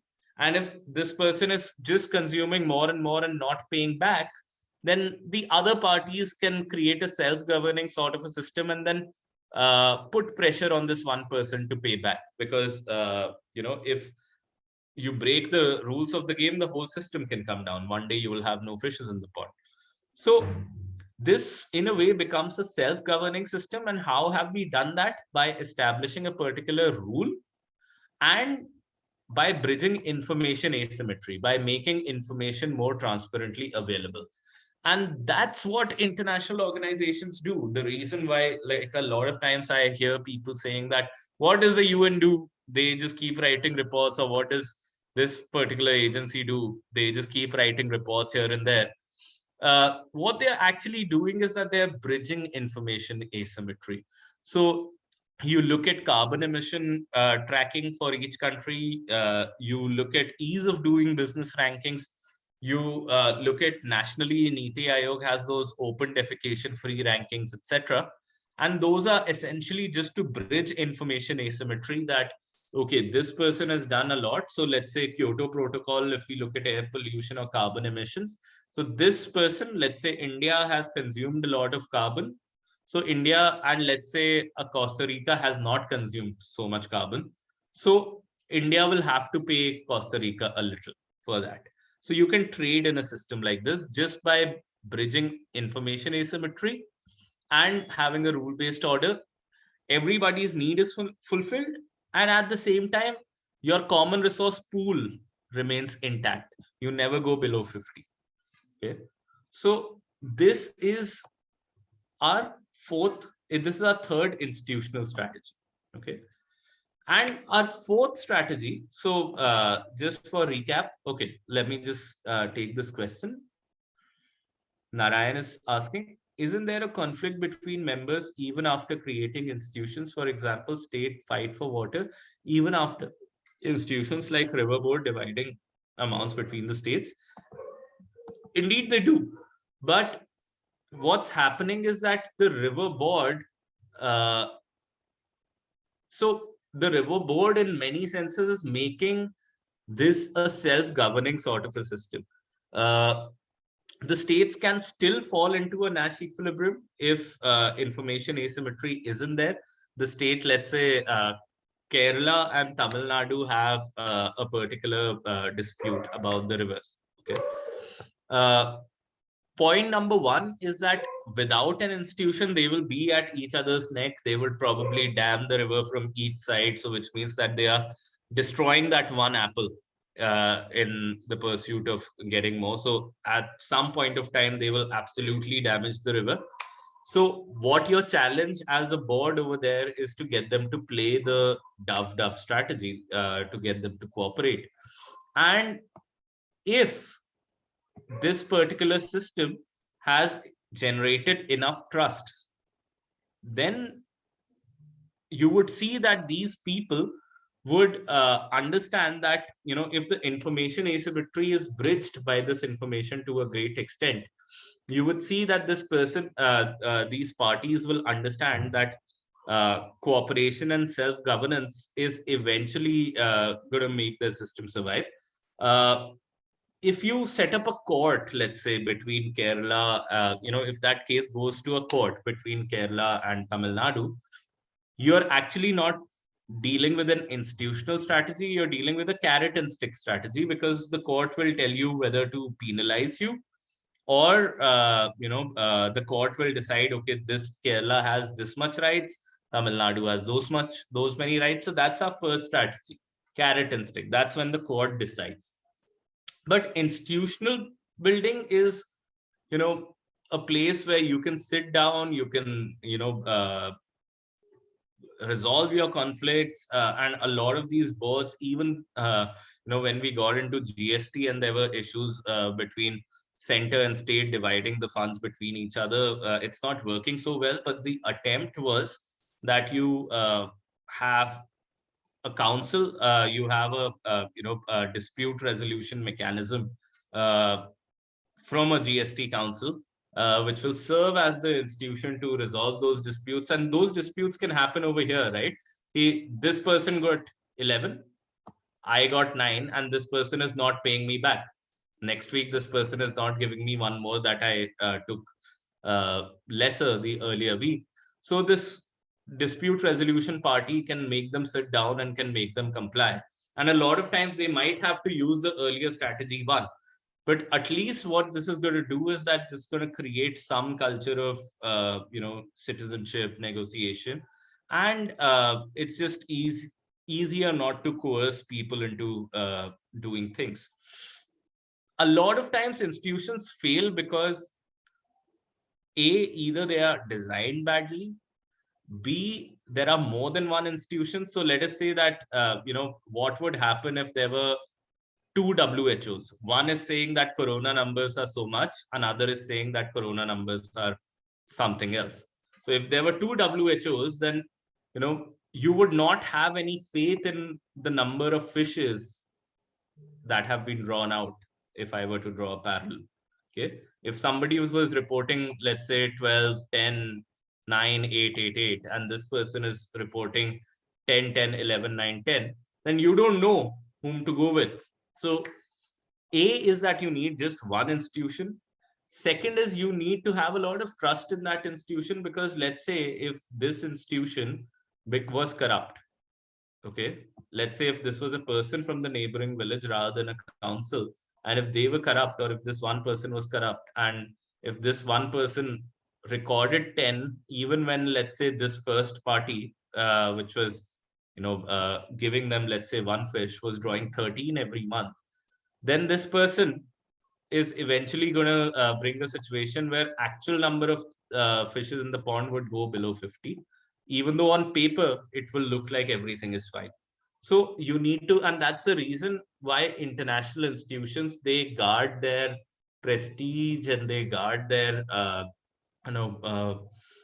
the trust that people have in them very ferociously. And when WHO started losing the trust with the people, there was an absolute flurry in the UN system, because you need some of these societal systems to work, and in order for them to work, you need them to have trust in one particular agency. Okay, so agency design, of course, is a big question over there. I hope that answers your question, Narayan. If you have any follow-up, you can unmute yourself and you can ask away. No, that answers the question. Thank you. Thank you. Okay, so last strategy over here, and which is to make cooperation really, really lucrative. We have looked at three strategies. One is carrot and stick. One is dividing it up into many stages or making infinite games. And the third is bridging information asymmetry, building trustworthy institutions, and a rule-based order. So that's an institutional strategy. The fourth one is make cooperation really, really lucrative. And this is the last one. I'm gonna need just the last two volunteers to play a game with each other over here. So, and this is going to be a fun game. So any two players, if you could raise your hands, and we'll play this quick 5-minute game, and we'll conduct our discussion. We'll close our discussion in the next 7 to 8 minutes. So anybody who can, two volunteers who want to play this one last game.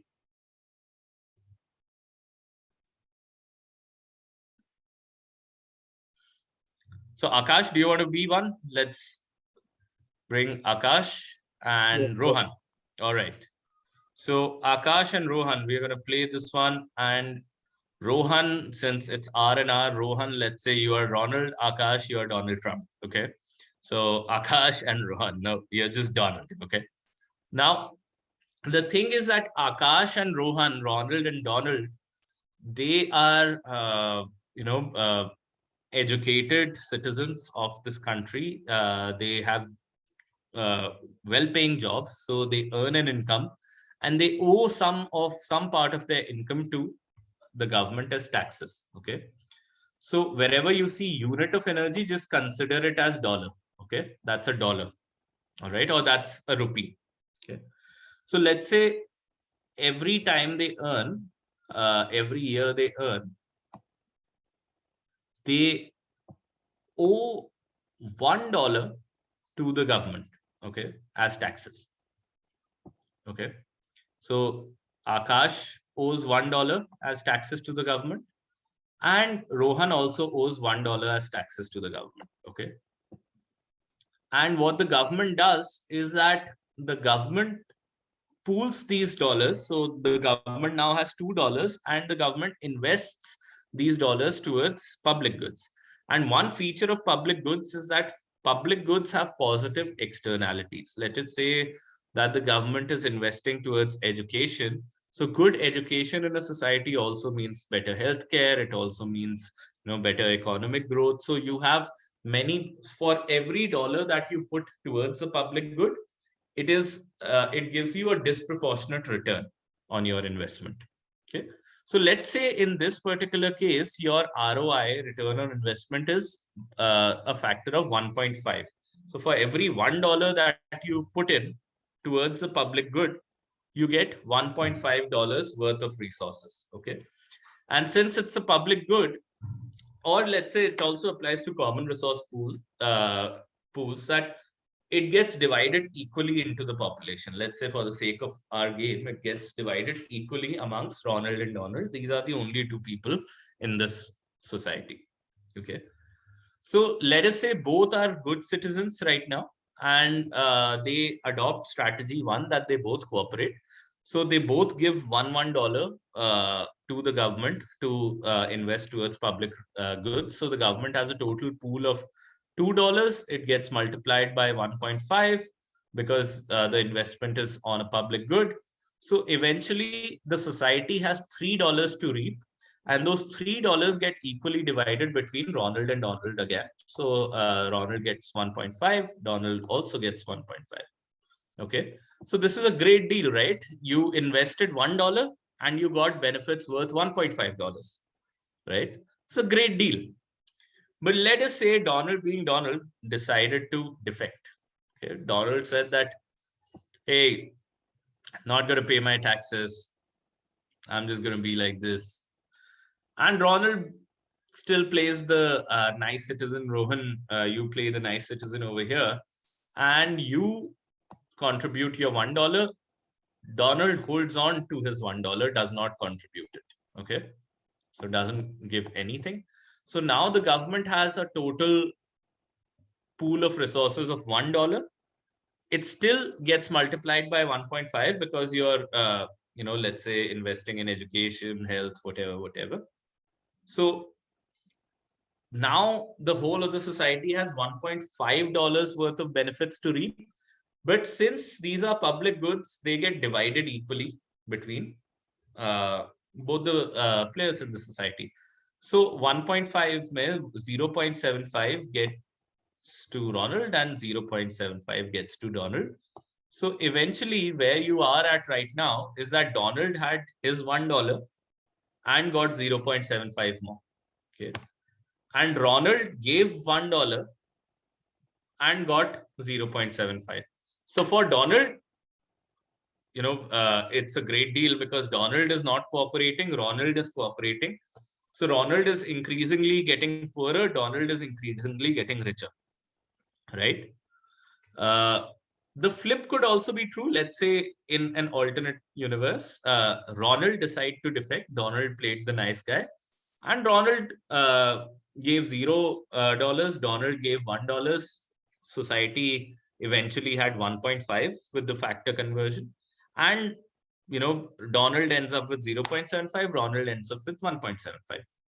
Okay.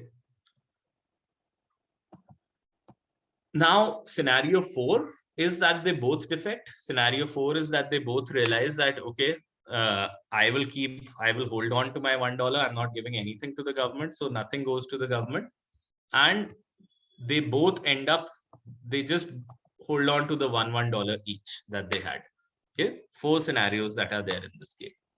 All right. Now, if you look at this game in a payoff matrix, just like the earlier game, you would see that cooperate is not a Nash equilibrium because Ronald would want to move from cooperate to defect, would want to move from 1.5 to 1.75. And similarly, Donald would want to move from cooperate to defect, move from 1.5 to 1.75. Eventually, what will happen is that both of them will defect and both of them will have just $1. They could have had 1.5, 1.5 in the society, but they only ended up with $1 each right now. Okay, so this is fairly simple. This is what we've discussed until now, but a little change in the game. Now, I'm just going to change one tiny thing in this game, which is that instead of the return on investment, there's a mistake over here, return to scale, return to investment. Instead of that being 1.5, now it's 2.5 for these players. Okay. And think of this issue even when we are talking about battery cells for electrifying vehicles, etc., where the returns get higher because the product is getting cheaper, or overall the business becomes more lucrative. Then you would see more and more people transitioning into those sort of technologies. Okay, so let us say I've just changed this and I'm playing the same game. So scenario one, both cooperate, both give $1 each. The society has a pool of $2. It gets converted into $5 because it gets multiplied by 2.5. Okay, and now this 5 gets divided equally between both of them. So both of them end up with 2.5 each. Okay, so you spend $1, you get 2.5. That's scenario one. Scenario two is where Donald is defecting, Ronald is cooperating. So Donald did not give anything. Ronald gave $1. That $1 got multiplied by 2.5. Society has $2.5, and 1.25 gets divided equally. So Donald had 1, got more 1.25. So Donald had 2.25 now. Ronald has 1.25. Okay. Scenario 3 is just the flip of that Ronald defected, Donald cooperated. So Ronald has 2.25, Donald has just 1.25. Okay. And the last scenario is just as earlier, that they both decided not to pay anything to the taxes. So they both end up with just $1 each. And that's all that they have right now. Now, in this new game, if you check for the Nash equilibrium, you would find cooperate to be a Nash equilibrium. Because over here, you would not want to go from cooperate to defect. So Ronald doesn't want to go from cooperate to defect because 2.5 is greater than 2.25. Similarly, Donald doesn't want to go from cooperate to defect because 2.25 is lesser than 2.5. Right? So here, to have cooperate as a Nash equilibrium. And the only difference between situation number 1 and situation number 2 is that in situation number 1, the return on investment was $1.5. Sir, you are actually and not in situation because of some noise. Yeah, participants, please try to mute yourself. Yeah. I think there's one person. Yeah, I think I found him. All right. I'm sorry, what was the last thing that you heard when I became non-audible?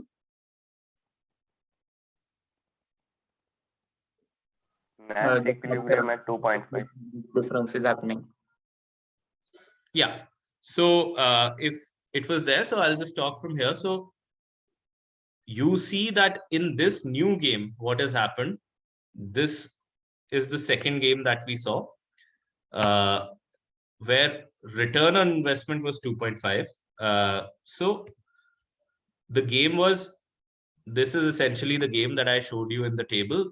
Scenario 1 is both cooperate. So cooperate is 2.5.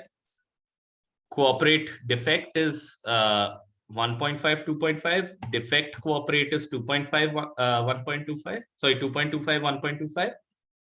And defect is 1.1. Okay, that was the game. That's essentially what I've shown in the table over here. Defect is 1.1. Defect cooperate is 2.25 and 1.25. Cooperate defect is 1.25, 2.25, and cooperate is 2.5, 2.5.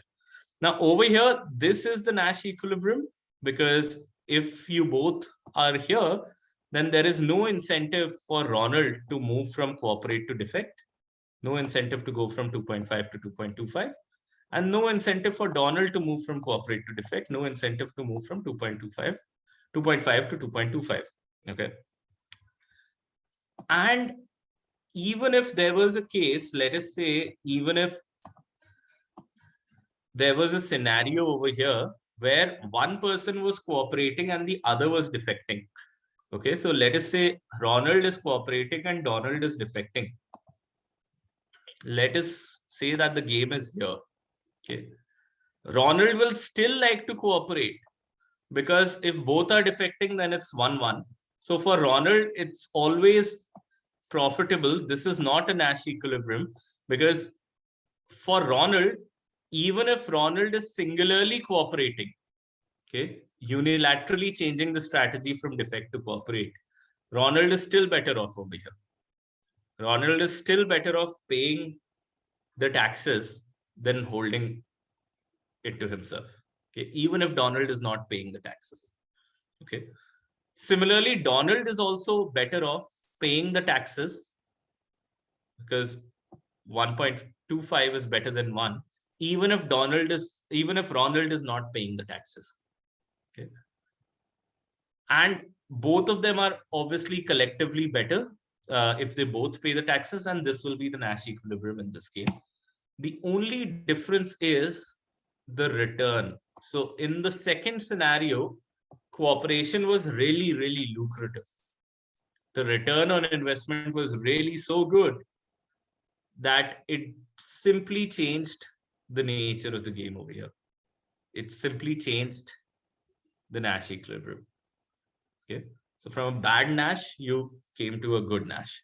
So this is in a way called the prisoner's dilemma, and this is in a way called a prisoner's delight.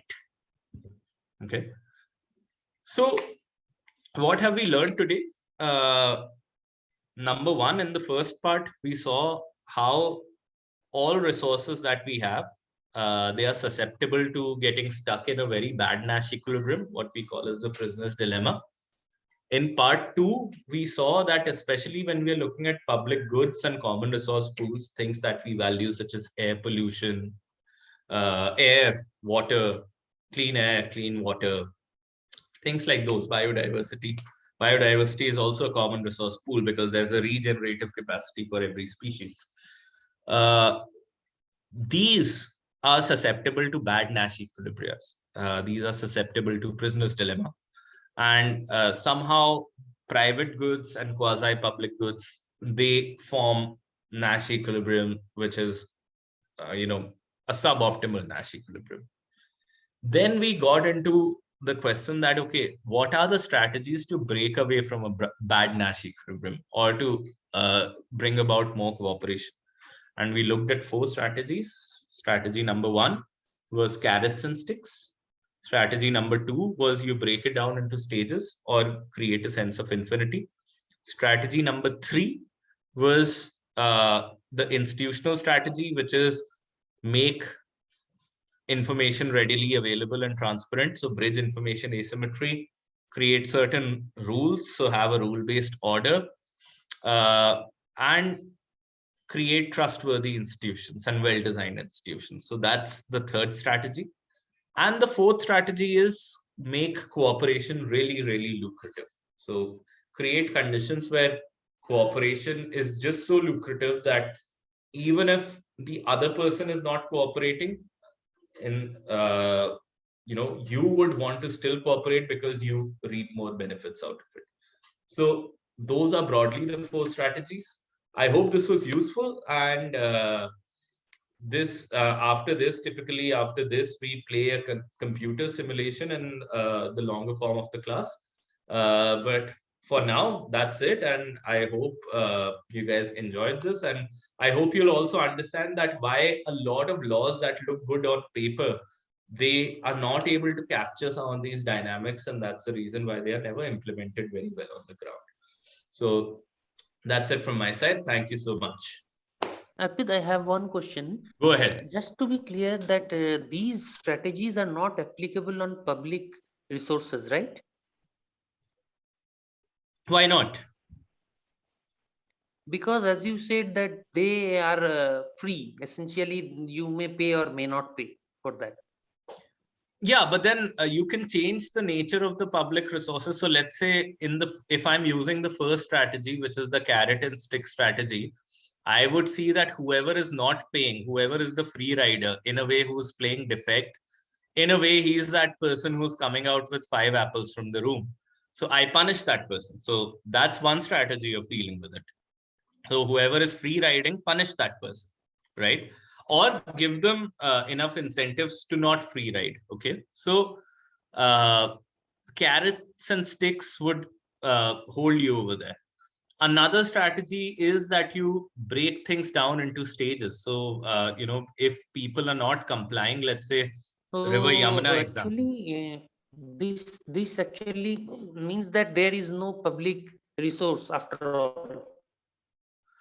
Well, I would not. It ultimately changes the definition. I see what you're saying. Yes, I see what you're saying, that you're in a way changing the, you're making it excludable in a way. When you're especially talking about the carrot and stick strategy, that if you are free riding, if you're over exploiting, then you would have to pay a price. Let's talk about the fourth strategy. It is just 2 carrots and 0 sticks. So I would say instead of carrots and sticks, it is 2 carrots and 0 sticks. So that means that the fourth strategy is almost similar. Very similar to the first strategy. You're right about that. The fourth strategy. Just we are just moving the origin to 1 plus 1. So damn right. I mean, we are just removing the penalty altogether. We are just removing the penalty. My point is, so there is no public. Yeah, and the thing is that, no, you're right in a way that we are in any way playing with the nature of the good, definitionally. But at the same time, we are just bringing people towards better Nash equilibrium, if that makes sense. Okay. Yeah. Good evening, sir. Hi. Sir, I missed the initial part of the seminar, so maybe my questions sound no out of context. Who is this again? Sorry, can you introduce? Ayush Mothia, sir. Okay. Hi, Ayush. Yes, sir. Sir, yesterday I was looking at a video and there I saw something about a robot, like how the initial years of its working, it couldn't even walk. And then how in today's time, like in 2020, it can walk, it can run and do some parkour also. Right. So I was excited about the development of it, and then an idea struck to me, like the level of development we are seeing here. If that level of development is is used in military. So is there any policy? Then I thought about that. Is there any policy about it? Like, if this development keeps going on, then probably by the next 10 years, we'll have robots in the army instead of men. So I searched for is there any policy like for work among the people, nations and superpowers, and I couldn't find anything about it. No, so let me just answer this question out of my general interest in security policy. So all developing countries and developed countries, including India, we have enough policies. They may not be in terms of policies per se, but then there are a lot of time scheme, there are sometimes missions, there are sometimes a number of things which are talking about using greater degree of automation in defense. And by automation, I also mean not just robots, but also using artificial intelligence, also developing cyber capabilities, etc., etc. And that's certainly happening. The only thing is that when you talk about nations and national competition, it's almost like having nuclear warheads. It's almost like having nukes that, you are basically just triggering an arms race at the end of the day. So today I might have robots with capability X.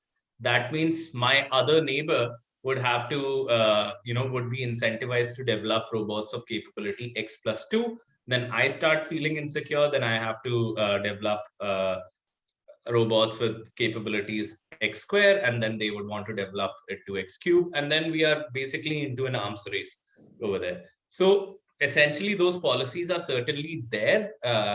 India, unfortunately, is not doing very well in terms of automating its army. Half of our budgets go towards human resources, and even half of the human resource budgets goes towards just pensions.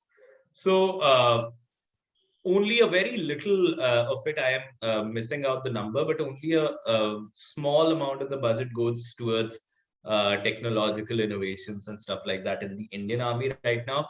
But other states such as the US, Russia, France, they are making big strides in using robotics, artificial intelligence, cyber warfare, and developing those capabilities.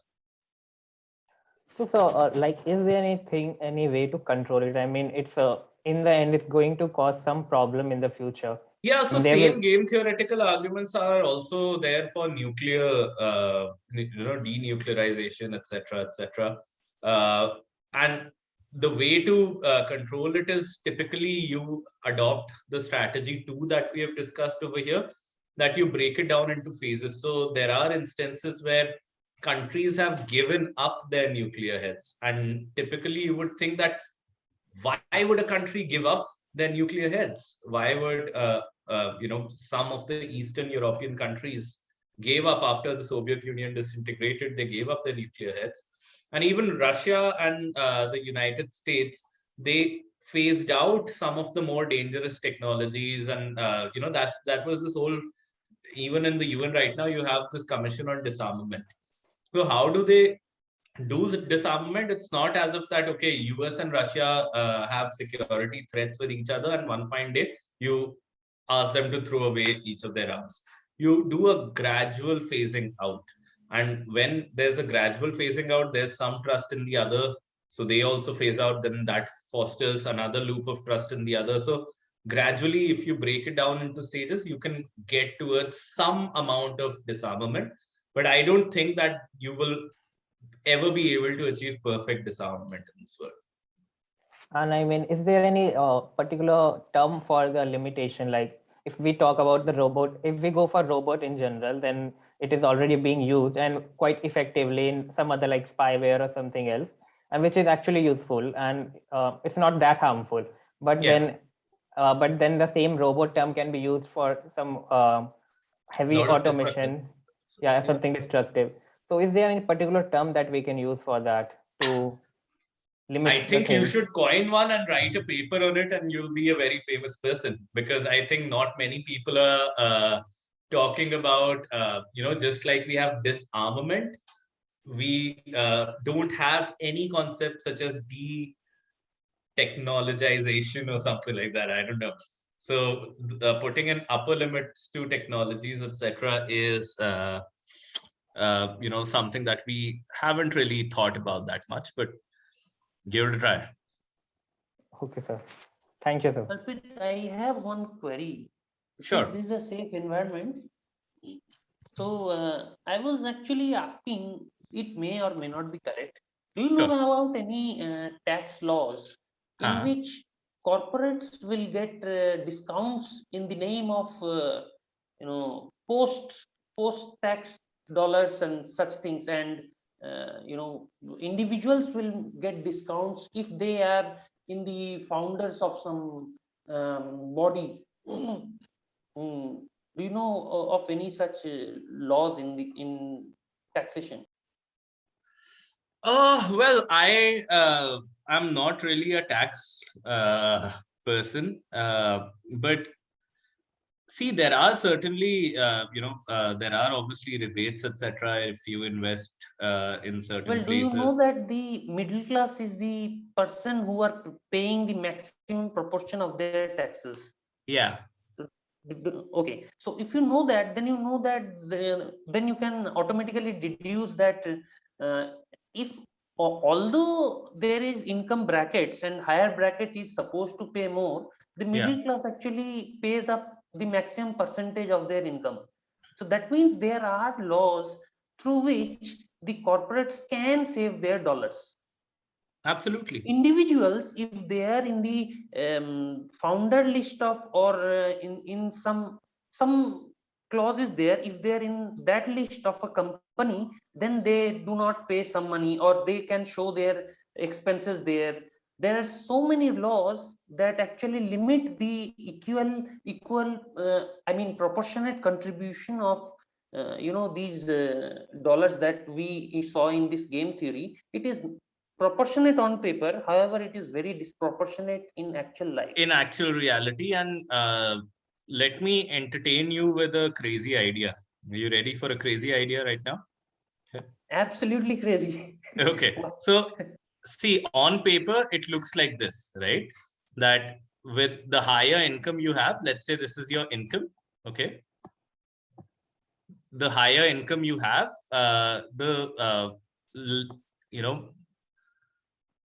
larger percentage of tax you'll have to pay, right? This is how it looks like on paper, right, Surya? Yes, absolutely. Now, what if I have a system where it actually looks something like this? Okay, so what I mean to say is that the highest bracket has to pay somewhat lower percentage of the taxes as opposed to the second highest bracket, right? That's the kind of thing that you're talking about, right? Exactly. Now, think about this, that if we perceive taxes as, almost, we human beings, we work through incentives a lot. And let us say that for me, if I think that the more I earn, the more I have to give away.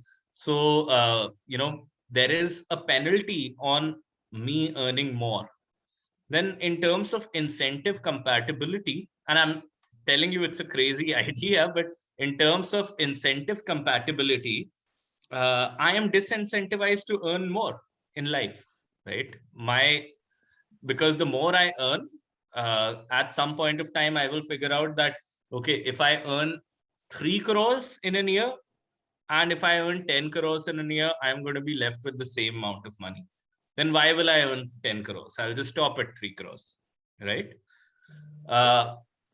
But if I know that, let us say we have a regime where the second highest bracket gets taxed the most in terms of percentage, then what happens is that if you're in the if you're in the highest bracket, then everybody would be running to become the first.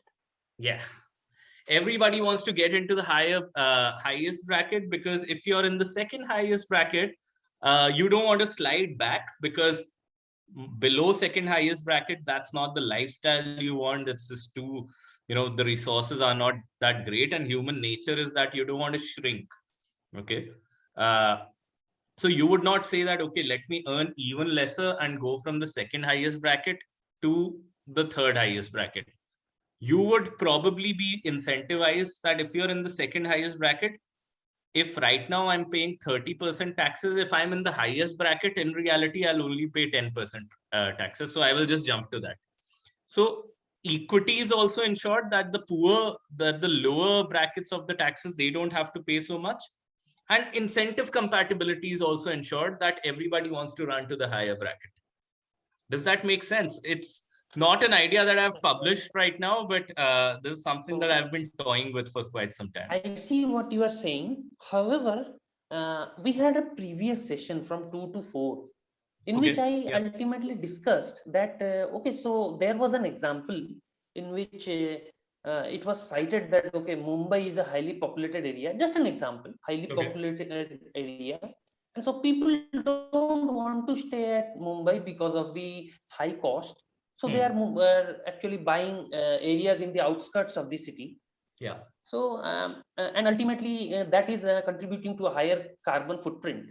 So at the end, what I wanted to say, and the professor agreed with the idea, is that we are thinking from the corporate centric way, or the capitalistic centric approach we are taking. We need to take the other way around. The approach should be from the individual centric. That means, why go to Mumbai in the first place? Why go to Mumbai in the first place and flock together? If they see the statement that land is very costly, becoming very costly, and we cannot have areas. There are vast areas where there is no population, scanty or even no population, non-existent population. So my idea is this an encouragement? So you are presenting this solution as an encouragement towards moving to the higher income slot. I am trying to move the coordinates of the angle of vision. I am trying to move it to this thought that, okay, this is the reason for which people are running to Mumbai. True. So that means people will think that they are unhappy with their income. Because of this, they will become unhappy with their income. So they are now trying to run and burn coal or electricity or anything, and travel to another place and try to live there to earn more money, to earn a better livelihood. So I do think that this is one of the root causes. See, symptomatically, you can treat this environment, pollution, and everything you can treat symptomatically, which is the trend, and which is by far people think that is the only way. That is not the way. The point is the root cause. This is one of the root causes that I can see in my very small, I am not very qualified to say this. I know that. However, I can see that this is one of the, I see this as one of the root causes that is driving people to go crazy. And that is the crazy thought from my end. How about that? No, so first of all, I would say that you are extremely qualified to say this. You are first as a citizen, and then too as a citizen who is well educated, you are absolutely qualified to make those proposals. At the same time, what I'm saying is that at some level, I do agree with you, but at another level, I don't see that happening, because what your solution is probably somewhat of an idealistic sort of a solution. Again, I would bring you to a network plus game theory sort of a problem, that in a society, let's say, and this is how urban areas develop. How do urban areas eventually develop? Why did people actually start going into urban areas for the first place, right? Or how did some areas become urban areas? So let's say, I would like to interrupt you. People are not going, people are being pulled. So again, that capitalistic and humanistic view, I will just play with the camera with which you are viewing. So I would really ask you to think where the camera is positioned, or where from you are observing this world. So that's what I'm saying. Okay, please continue. I'm sorry. No, I see that you're talking about a radical change in the whole perspective. Absolutely.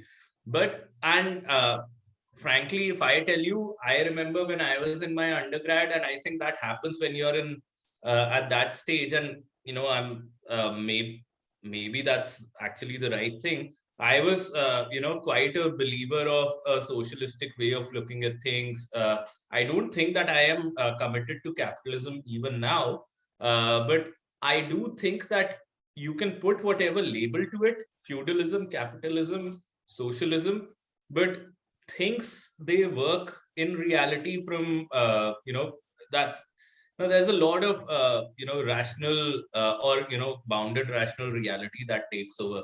Now, I'm just thinking in that way, for the urbanization problem or the urban sprawl problem. What happens is that, let's say I am a person and I have two friends in a system. Okay, somehow I am the common friend of Akash and Ayush over here. Now, if Surja, you are coming into my system, then as a rational player, you will be best served by making friends with me, because through me you will get two friends already. Okay, so now, so essentially I'm looking at something like this. If I draw it on the screen, that let's say initially I became a node, I became a hub of some sorts, even for two people. Okay. Then the third person comes, the third person can become friends with this person and let's say get 1 unit of benefit. But the third person will be more benefited by attaching himself or herself to the node over here, because now he gets benefit of these two together along with me. Okay. And then the fourth person comes again. The fourth person is most benefited by attaching himself to this node, because, or rather than going independently, and that's how the sprawl develops, right? Can't do anything. The thing that you are saying. Yeah. However, from what you just taught me, okay, I have had my master's in game theory. So from what you just taught me, so it is very evident that we can turn any game into any other game we wish by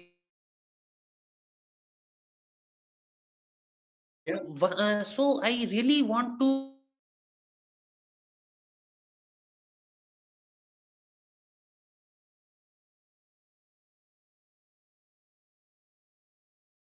contribute to the realistic world. This is on paper very nice.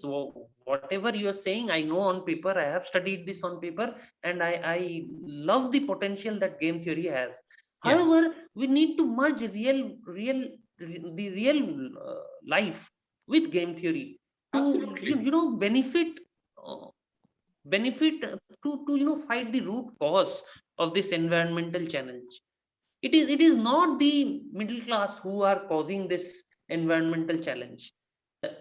I mean, it is not the major portion that the middle class is contributing. I believe that might be true, might not be true. However, I do think that if we can agree with one corporate about some one realistic policy, then we can hit several more cubic uh, meters of pollution. We can tackle several cubic meters of pollution by just agreeing on one new real life policy that handles the root cause, by agreeing with one corporate instead of agreeing with a crore in middle class people. So I do think that the game theory needs to be rethought from the perspective of the real life situation. No, absolutely. And There is game a lot of theory, I'm potential. not claiming anywhere that game theory is absolutely, how the real world is. In fact, there are empirical evidences that show that a lot of people do act altruistically. Game theory assumes that you're all rational, right? So there is certainly a gap between the theory and how reality works.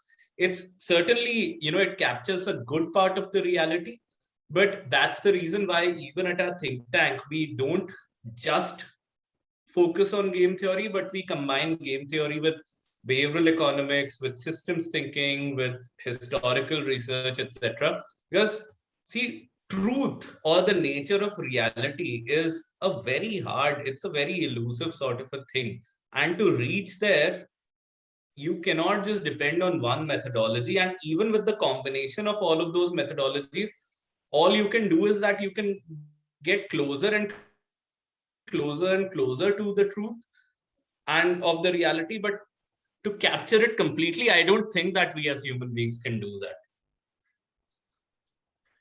Yeah, I think we can go on and on, but yeah, absolutely, so absolutely. I think most of the participants like they are disappearing. So I think let's pull the curtain for today here. Okay, so what I do is try to sum up the two speakers which we have today on this online certificate workshop on EnviPol and global policy insights, climate governance, and global commons workshop. So the first session we have Professor Ishan Chaturvedi, who have a 2 hours long deliberations on the foundation principles that form the bedrock of policy and legislation in order to curb air and water pollutions.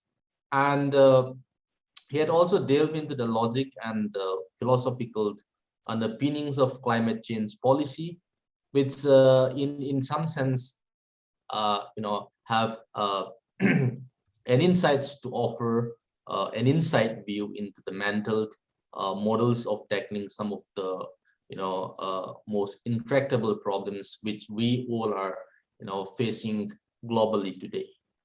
Now he has also discussed some of the laws and the fundamental legal thinking around climate change policy. And in the second sessions we have Professor Arpit Chaturvedi, who has deliberated on the game theory and systems thinking for global commons.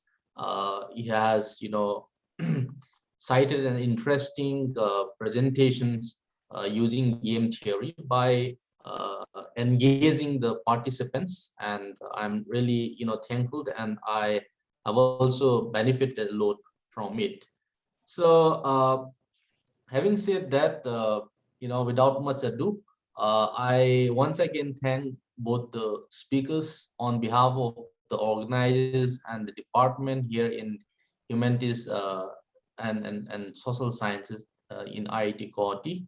So last but not least, what I would like to leave as a farewell note is, when the situations improve and when normalcy come back, so we do hope to have you both in physical over here to further deliberate on such important issues. Okay, so with that I sign off and see you all, and I once again thank all the participants as well. Yeah, see you all. Thank you so much. Thank you so much. Thank you, Arpit. Thanks a lot. Indeed a pleasure. Indeed a privilege, sir. Thank you so much. Bye everybody. Thank you. Bye.